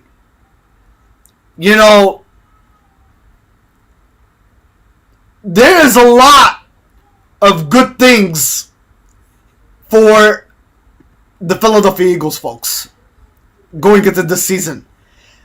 I mean, they could possibly be Super Bowl contenders in many people's eyes, just by the moves that they made. And, ladies and gentlemen, last week on our live podcast, I mentioned that somebody put $20,000 on the Philadelphia Eagles to win the Super Bowl. Yeah. $20,000 for the Philadelphia Eagles to win the Super Bowl this year. Not to mention the Buffalo Bills are the favorite to win the Super Bowl for the first time in franchise history. So, with that being said, you go back, folks, and you look at who the Philadelphia Eagles brought in again. A.J. Brown, Jordan Davis. Again, they got Devontae Smith, Nakobe Dean, James Bradbury, Zach Pascal, ladies and gentlemen. Jordan Militia. They got Jason Kelsey, Hassan Riddick. Again, Hassan is an interception machine as well, folks. Kazir White, Allentown native. Kazir White. A big shout out to Kazir, who is from Allentown, Pennsylvania, folks. He also is an interception ball hawk as well. He's not to mention he's a dominant factor in the linebacker position. Again, Trace Sermon, Marcus Epps, folks, T.J. Edwards, Kevon Wallace, Derek Barnett, folks. I mean, they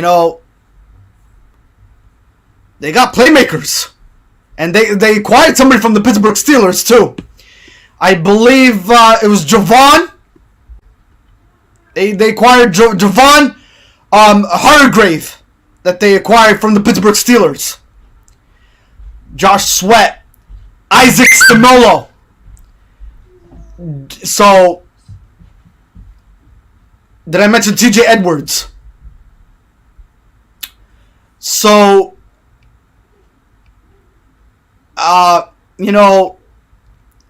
they got weapons, folks. They got weapons. I mean, but ladies and gentlemen, the ultimate question here is, for the Eagles to win the Super Bowl, it's going to come down to Jalen Hurst, if he's going to have that productive year this year, this season. Is he going to pull off Is he going to pull off a Nick Foles season? Alright, is he going to pull off a Nick Foles season, folks? That's the ultimate question here for Jalen Hurst. So, and then, folks, you look at the Dolphins side. I mean, the Dolphins, again, like I mentioned. Alright, I mentioned, folks, look at who the Dolphins have. Tua Tagovailoa, Tyreek Hill, Raheem Mostert, Jalen Waddle, folks. Chase Edmonds, Mike Gesicki, Miles Gaskin, Javon Holland, Trey Flowers, folks. Xavier Howard, Channing Tindall, Connor Williams, Hunter Long, Duke Riley, folks. Christian Wilkins, Emmanuel Agba, Austin Jackson, Thomas Morstead. You know, I mean, who has a better roster here? Who has a better roster? So, and Jerome Baker, too. Linebacker position for the Dolphins. So, it's going to be an interesting season, folks. It really is. It really is. So, we shall wait and see what's going to happen and unfold. Nonetheless. Alright. Let's go over predictions and breakdowns, folks, for the 15 NFL games that's going to happen throughout the NFL on your Sunday edition here. 1 hour to kickoff. Can you believe it? So here before you know it, folks. So let's go over those games and give you our predictions and breakdown analysis again, folks. Again, I gave you my 5 NFL lock picks, folks. For anybody that's tuning in. The 5 NFL lock picks, ladies and gentlemen, for anybody that did miss them. I'll actually put them on. I'll put them on the comments below. So bear with me here.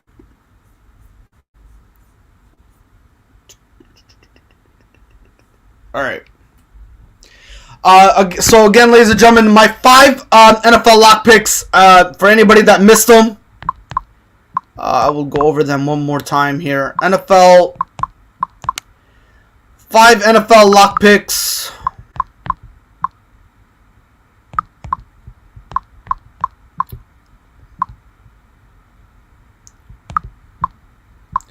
Alright, here they are again one more time, folks. They are the Packers. We'll go with them. Cowboys.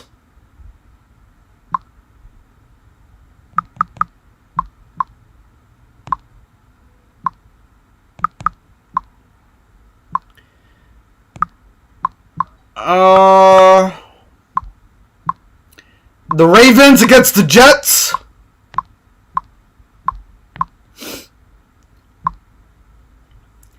The Colts against the Texans.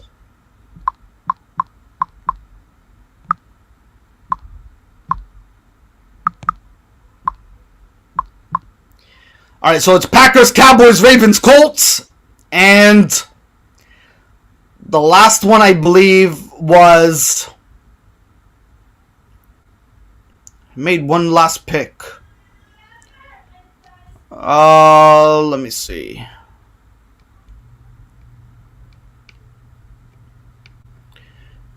Packers, Cowboys, 1, 2, 3, 4. I have one more. Who was the other pick? Oh, the Dolphins.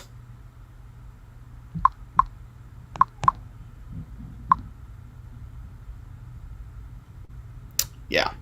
So those are my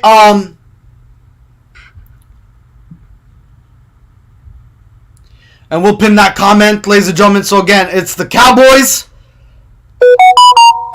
Packers, Ravens, Colts, Dolphins, folks. Those are the NFL lock picks for week 1 of the NFL. So again, I'll even write it down for the YouTube as well, for the YouTube channel. All right, so 5 NFL lock picks.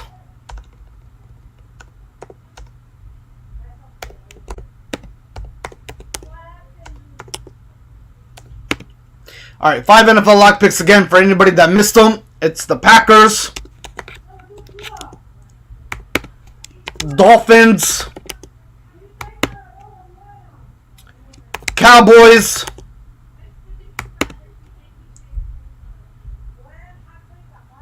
Ravens, and the Colts.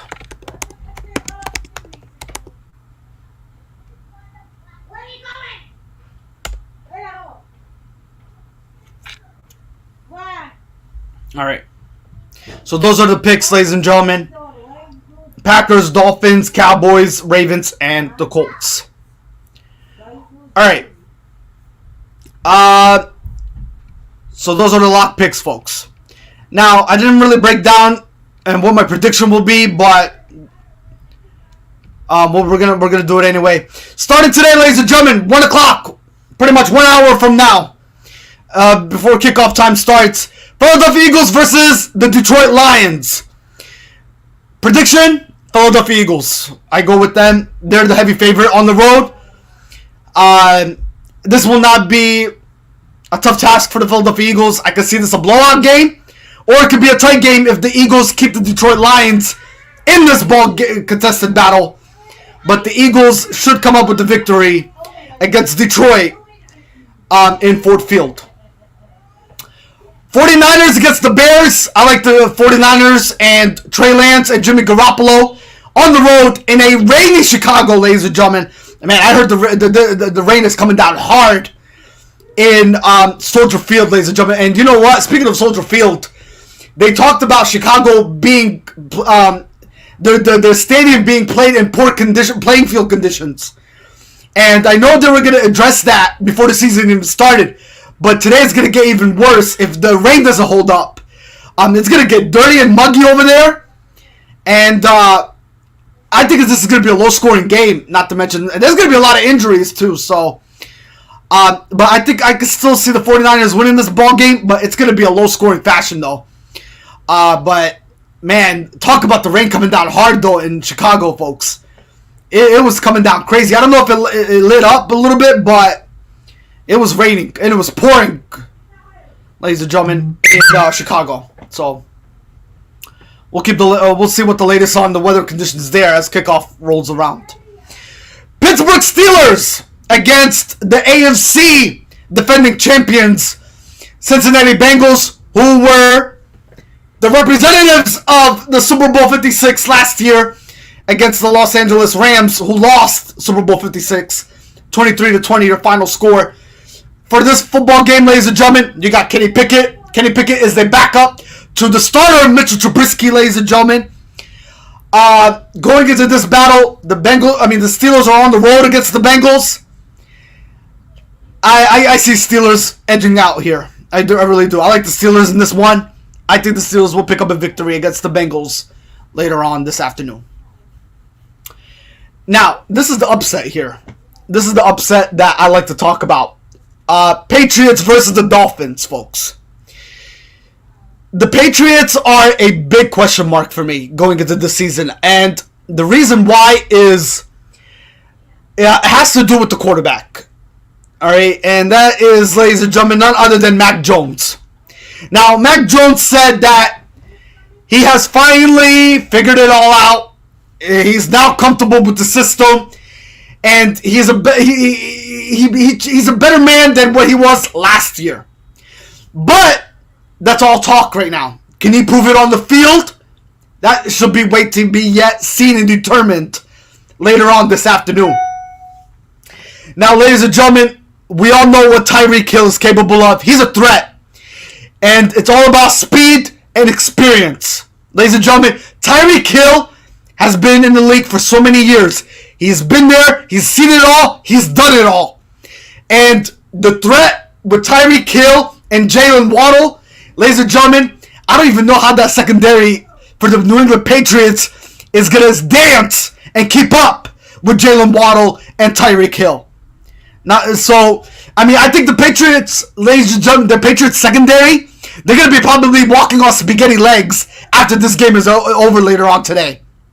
So, I could definitely see an upset here. I smell an upset. Now, ladies and gentlemen, it took me forever because when you look at the menu and you figure out what you want to eat, because I do get hassled a lot. All right, when you go to a restaurant and the waitress or waiter, when they ask you to win a menu to look at what are you craving for, for that day when you go to that restaurant, and you have a hard time figuring out what do you want to eat. It's gonna take a while for you to even pick and choose what do you want to eat. Bob, welcome to the show, buddy. Thank you for tuning in. Hopefully you enjoy the NFL games later on this afternoon. Keep up the good work, ladies and gentlemen. Bob Cisco is in the house. Ladies and gentlemen, if you are looking to to buy a house or sell your house, buy a house or sell your house, reach out to Bob Cisco, ladies and gentlemen, on his Facebook page. He has his contact information there. If you're looking to get into the real estate business, or not to mention to rent out a couple properties, he's the man for the job. He'll get you right in. He'll fit you right in. And he'll even find a good bank loaner for you. Nonetheless, he is well recommended. And not to mention Kevin Azar too. He is part of the real estate business. Not to mention Ramon Mamere is also part of the real estate business, ladies and gentlemen. Reach out to my good buddies of mine. They are the great sources, nonetheless. So, Worldwide Sport Updates here. I'm shooting them out. They are the popular. So, sponsored by Bob Cisco Real Estate Agency here for all the latest market of warehouses. As ladies and gentlemen, the real estate, the house market has been expanding a lot lately. It has been growing, and me being in the Lehigh Valley as myself, as I drive around, I've been seeing a lot of houses being expanded, and not just houses, apartment complexes nonetheless too. But reach out to Mr. Cisco. He has all the latest information on that for you nonetheless. All right. Again, ladies and gentlemen, to go back to the NFL, ladies and gentlemen, I like the Dolphins. I like their chances later on today. I really do. Again, folks, when I go to a restaurant, it takes me forever to even figure out what to eat. To pick and choose, nonetheless. I don't even know at the time what I'm craving for. And the waiter or the waitress, they look at me funny and they say, "What's on your mind today? What do you want to eat?" And I still don't know what I want to eat. So that's the problem with me. But that's a typical Joey that you're talking about here. I mean, what else is new? But anyway, this is the upset special here. Jake Hurts over or under rushing yards. Think he's going over? Bob, I think Jalen Hurts will go over. Yes, he will.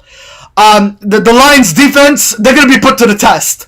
The Lions secondary is going to be put to the test, my friend. I think the Eagles are going to have a good game here. They're going to pick up where they left off, too. Bob, I don't know if you recall this, but last year, the Eagles, they had the Detroit Lions on their schedule. They went to Detroit in Ford Field, and they beat the Detroit Lions. 44-6 was the final score there. It was an ugly showing for the Detroit Lions defense, and not to mention that whole Detroit Lions team. And they finished the season, 3-13-1 last year? So it was an ugly season for them. I think the season of being ugly is going to continue this year too. So, nothing really proved to me what the Detroit Lions did this offseason. And not to mention, Bob, Mr. Cisco, not to mention, Detroit Lions, they lost Trey Flowers. He went to the Miami Dolphins. So that's a big blow.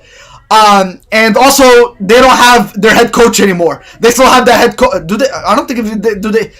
I think they have a new head coach. I'm not sure. They probably fired the guy from last year, or maybe he's still there. I think he's still there. I'm pretty sure he's still there. But again, nothing is going right for the Detroit Lions, and I think they're gonna have a long day, even though they have home field advantage. But that home field advantage is gonna be packed house with Philadelphia Eagle fans. So and again, it's inside the stadium. So where's that crowd noise gonna be going? And I think if the Detroit Lions, not to mention Jared Goff, if he keeps hearing EALGS in his headsets, it's gonna be a long day for him, nonetheless. Yeah, they lost. They definitely did. I think that's going to be a big blow for Detroit. So they lost key pieces there. So that is going to be, it's going to be a big blow for the Detroit Lions. Definitely it is. So I like Philadelphia. Philadelphia, they have a good high chance. They're sitting in great position. I think for all the fantasy owners out there that have Jalen Hurst, that have Devontae Smith, that have A.J. Brown, they're going to get great results later on this afternoon. Appreciate you coming on to the show. Much love, Mr. Cisco, and enjoy the rest of your day, buddy. Greatly appreciate it. All right. Ladies and gentlemen, again, go back to the Dolphins and Patriots. I think this is going to be an upset. Dolphins are going to come up with a victory here against New England later on this afternoon. So I like the Dolphins' chances against the New England Patriots. All right, Cleveland Browns against the Carolina Panthers. I think Baker Mayfield has a good chance here, folks. And we're not talking about Baker Mayfield with the Browns, folks. We are talking about Baker Mayfield with the Carolina Panthers. So Sam Darnold did lose his job for the Carolina Panthers. So now Baker Mayfield is the starting quarterback. So yeah, I like Carolina here. Carolina will have the upper hand against the Cleveland Browns this afternoon in Carolina. Indianapolis Colts and the Texans. Matt Ryan, new acquisition member under Frank Reich and that staff for the Indianapolis Colts. I like the Colts in this ball game here. Going down, not to mention they're the road team, going down to Houston to play against the Texans. I like Indianapolis and their chances, and not to mention they're sitting pretty well in this division this upcoming season. They probably could be a wild card team, and that's what the Indianapolis Colts organization is looking forward to this upcoming season, nonetheless. So something to look forward to. New Orleans Saints and the Atlanta Falcons. This one is going to be in the 50-50 zone for me. Again, the Saints, when the Saints are in, they're marching in, folks. When the Saints are marching in, or will the Saints will they be marching in, or will the Saints be marching in? We will find out if the Saints are marching in. So we'll definitely find out. That's the music to the ears of everybody. They're all on the road. They're in hot Atlanta later on this afternoon. Down in South Atlanta. We shall see. We shall see if the New Orleans Saints have what it takes under their new quarterback. So, Jameis Winston. Again, it all comes down to Jameis Winston if he has a better 2020 vision, nonetheless. So, we'll see if the Saints have what it takes to get a victory and escape with a W in Atlanta. And not to mention Marcus Mariota is the starting quarterback for the Atlanta Falcons. Speaking of quarterbacks, folks, for the first time in NFL history, there are no rookies that are going to be starting in week 1 of the NFL. I just want to pinpoint that out to everybody out there. All right, for anybody that is not aware, for the first time in NFL history, folks, there are not going to be any rookies starting in the NFL in week 1. Crazy, right? All right. Baltimore Ravens against the New York Jets. Well, it's all going to come down to Lamar Jackson this year, folks. Again, If he has a healthy season, I can see the Ravens going a long way this year. If he gets injured in the long run, well, it's going to be a long season. But can they escape with a W later on this afternoon at MetLife? Absolutely. Absolutely. I think Lamar has a lot of gas. Well, he has a full tank of gas to probably run over that defense. So, not to mention, I think C.J. Mosley will be playing against his former team. So, I think C.J. Mosley did play for the Baltimore Ravens. Now he's a new member of the New York Jets. So, I do like the Ravens' chances here later on this afternoon. Jacksonville Jaguars against the Washington Commanders. Carson Wentz against Doug Peterson and Trevor Lawrence. I like Jacksonville here. I really do. Carson Wentz and Doug Peterson are going to be meeting for the first time. So, I don't think it's going to be a great showing for Carson Wentz. I mean, the only way for the Washington Commanders to win this football game, if they commit less turnovers. That's how I see it. Again, we all know what Carson Wentz is capable of and what he brings to the table. The past 3 seasons this is his what? 3 different teams that he's now dealing with. He started off with the Philadelphia Eagles, went over to the Indianapolis Colts, and now this is his 3rd team, the Washington Commanders. So, for the Washington Commanders to win this football game, and not to mention they're going to be without Chase Young, who's still dealing with an injury, apparently. So, for the Commanders to win this football game, they're going to have to commit less turnovers. They're going to have to protect the ball on all cylinders. On both sides, nonetheless. And that defense is going to help them, too. They need some defense help. Not to mention, too. So they need some people to step up for the Commanders to win this football game. But I like Jacksonville. Jacksonville will win on the road against Washington. Packers and Vikings. Again, this is going to be a tough test for Aaron Rodgers, but I like their chances. Sammy Watkins is a Super Bowl wide receiver. Alan Lazard is now... Alan Lazard pretty much is now saying, is he the number 1 quarterback for the Green Bay Packers? Now that, what's his name, ladies and gentlemen, has been shipped over to the Las Vegas Raiders. And Devontae Adams, folks, is no longer with the Green Bay Packers anymore.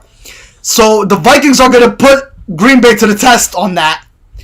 But ladies and gentlemen, I think the Green Bay Packers have no problem winning on the road against the Minnesota Vikings. I think they proved that last year when they did split the series with the Vikings. So again, Aaron Rodgers shouldn't have a problem.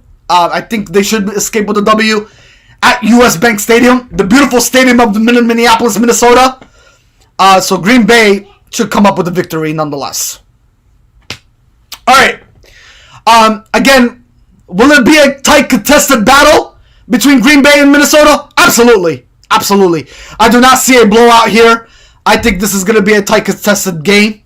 But I think Aaron Rodgers, he knows how to win ball games. And not to mention, he knows how to throw Hail Marys when the game is on the line.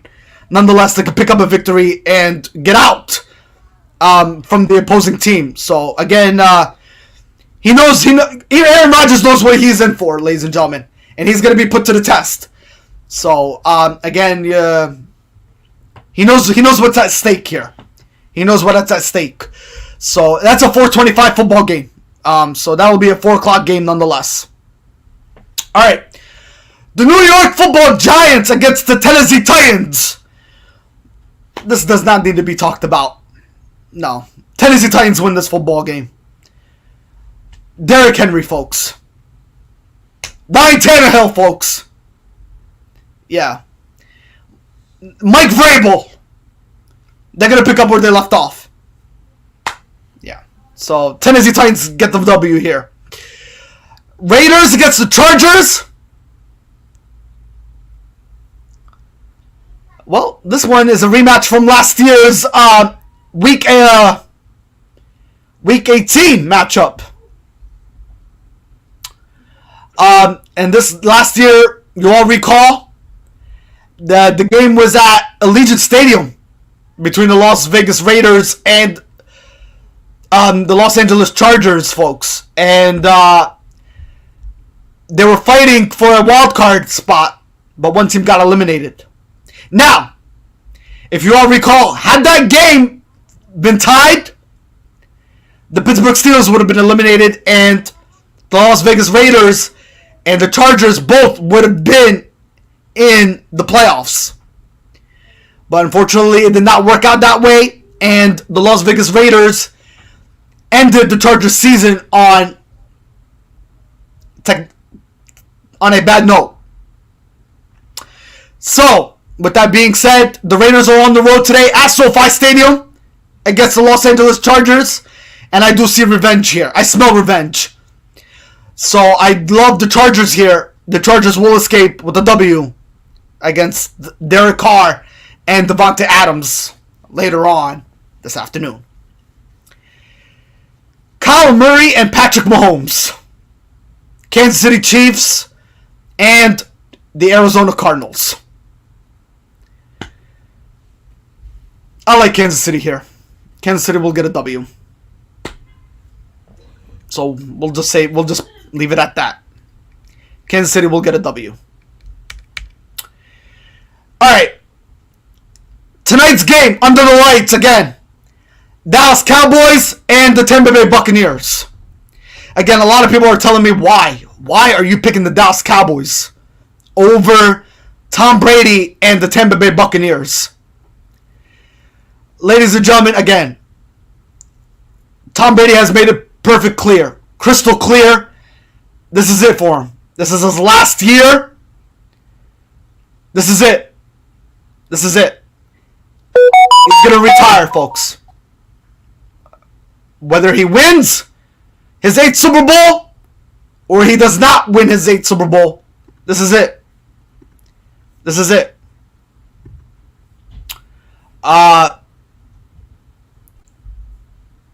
This is pretty much it for him. Yes.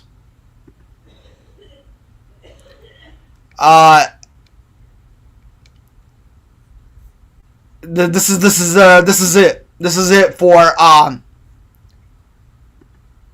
Tom Brady, whether he wins his 8th Super Bowl title. Lenny, welcome to the show, buddy. Thank you for tuning in. Hopefully you have a great afternoon, my friend, and you enjoyed the UFC card from last night. How about Nate Diaz, my friend? How about Nate Diaz? Great performance nonetheless. But ladies and gentlemen, as far as Tom Brady is concerned, he already made it crystal clear this will be his last year. Whether he wins his 8th Super Bowl title or does not win his 8th Super Bowl title.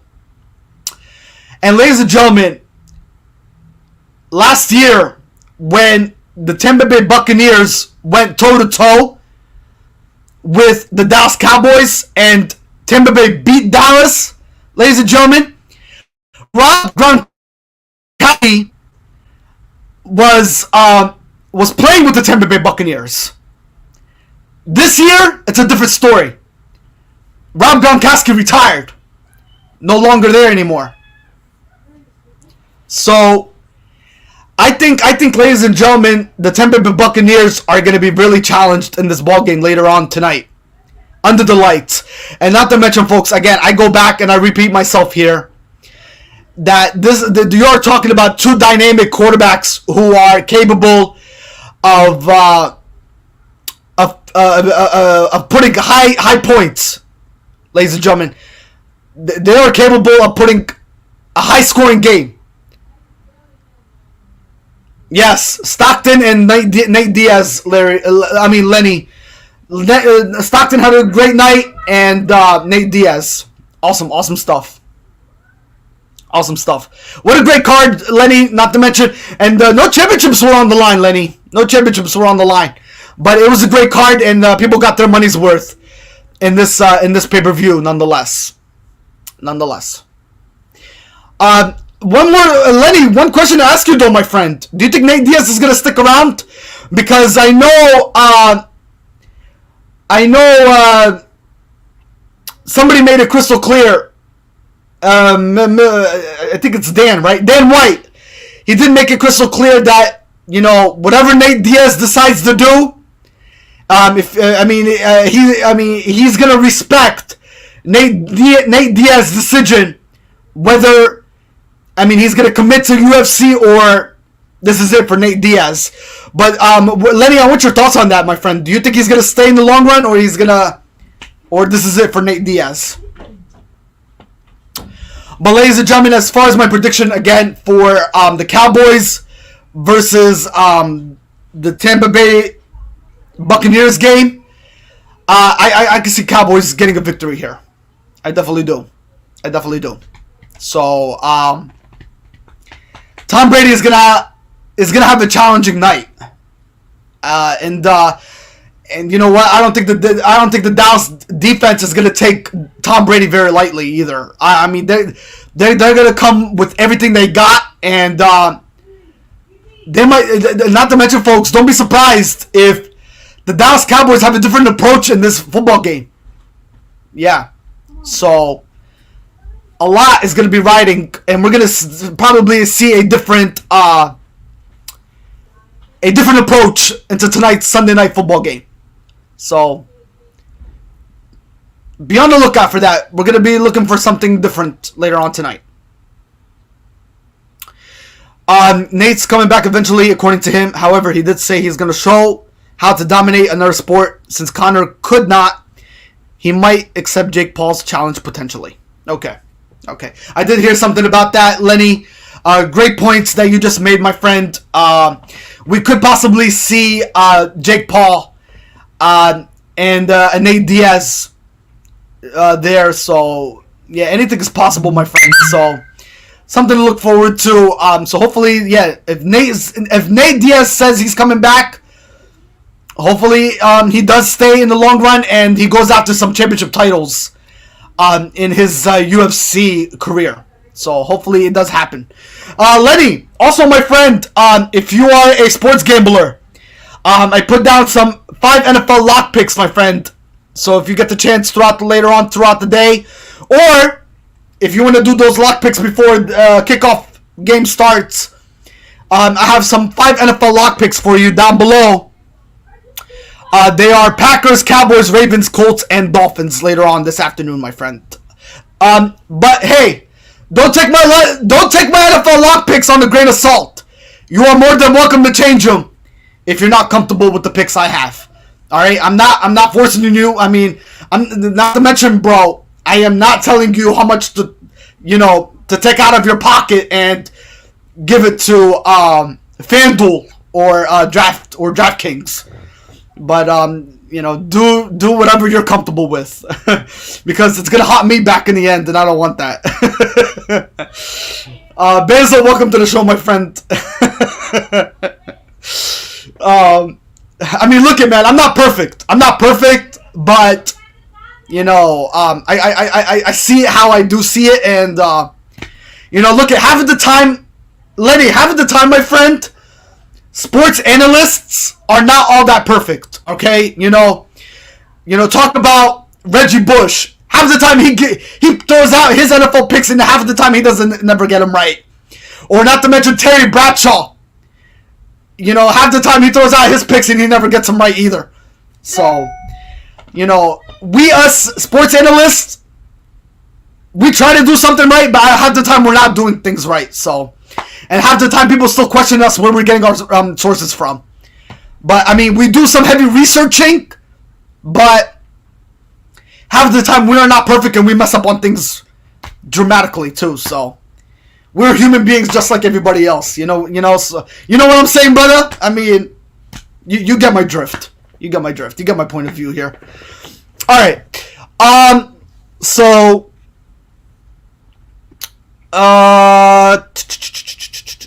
we did give our prediction for the Dallas Cowboys and the Tampa Bay Buccaneers game. All right.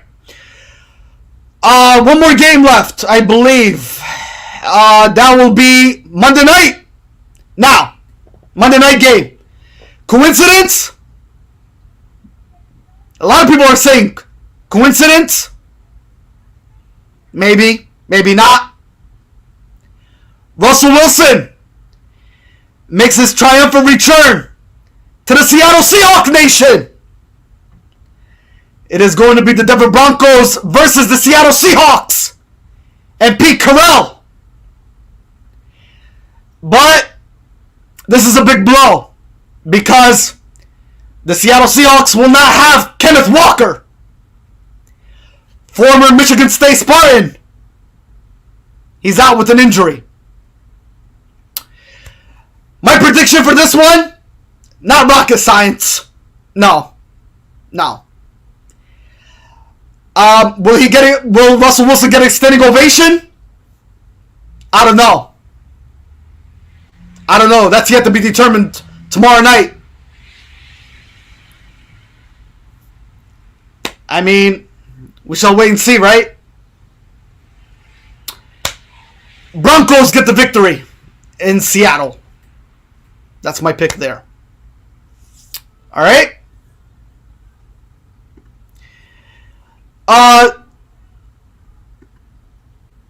So, ladies and gentlemen, with that being said, that is all for Worldwide Sport Updates. We covered everything. But before we do go, though, I did forget one thing. For all my sports gamblers out there, I am going to throw out the odds of each team heavy favored to potentially win their division this upcoming season and how things look. So based off research, the odds to win the NFC West: Los Angeles plus 125 to win their division. San Francisco 49ers plus 165 to win their division. Arizona plus 370 to potentially win their division. Seattle Seahawks plus 2,000 odds to win the NFC West division. Odds to win the NFC South: Tampa Bay Buccaneers minus 230. New Orleans Saints plus 300. Carolina Panthers plus 1,000.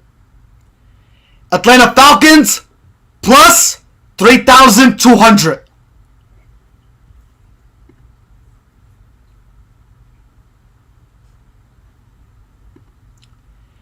Odds to win the AFC South: Indianapolis Colts minus 140.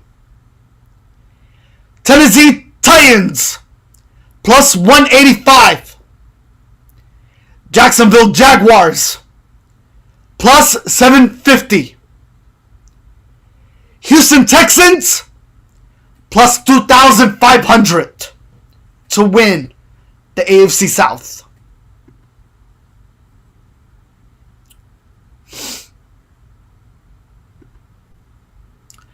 Odds to win the NFC East: Philadelphia Eagles plus 130. Dallas Cowboys plus 155. The Washington Commanders plus 600. The New York Football Giants plus 800. Man, talk about a weak NFC East, folks. Anybody could win that NFC East division. Anybody. Odds to win the AFC East: Buffalo Bills minus 230. Miami Dolphins plus 450. New England Patriots plus 500. The New York Football Jets plus 2,000. Odds to win the AFC West: Kansas City Chiefs plus 165. Los Angeles Chargers plus 220. The Denver Broncos plus 260. Las Vegas Raiders plus 650.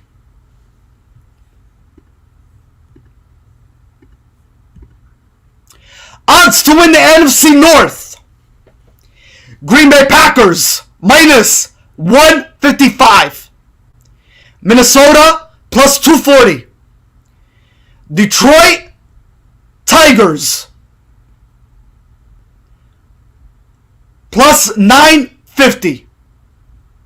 No, excuse me, Detroit Lions. Detroit Tigers are a baseball team. Detroit Lions. Detroit Lions plus 950, folks. Chicago Bears plus 1,200.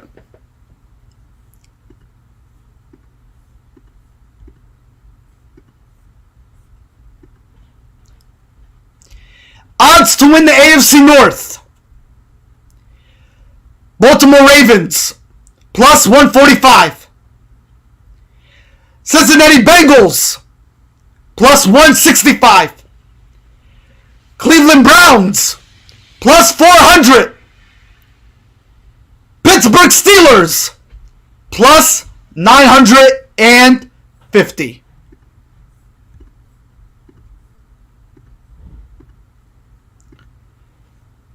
Ladies and gentlemen, that is all for us here. It is 12:45 p.m. We went to overtime today, but you guys have been a great audience.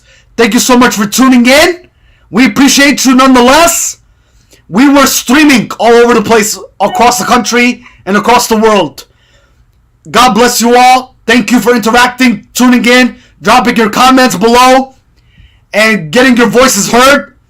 This is what the community is all about here in the Allentown, Lehigh Valley area.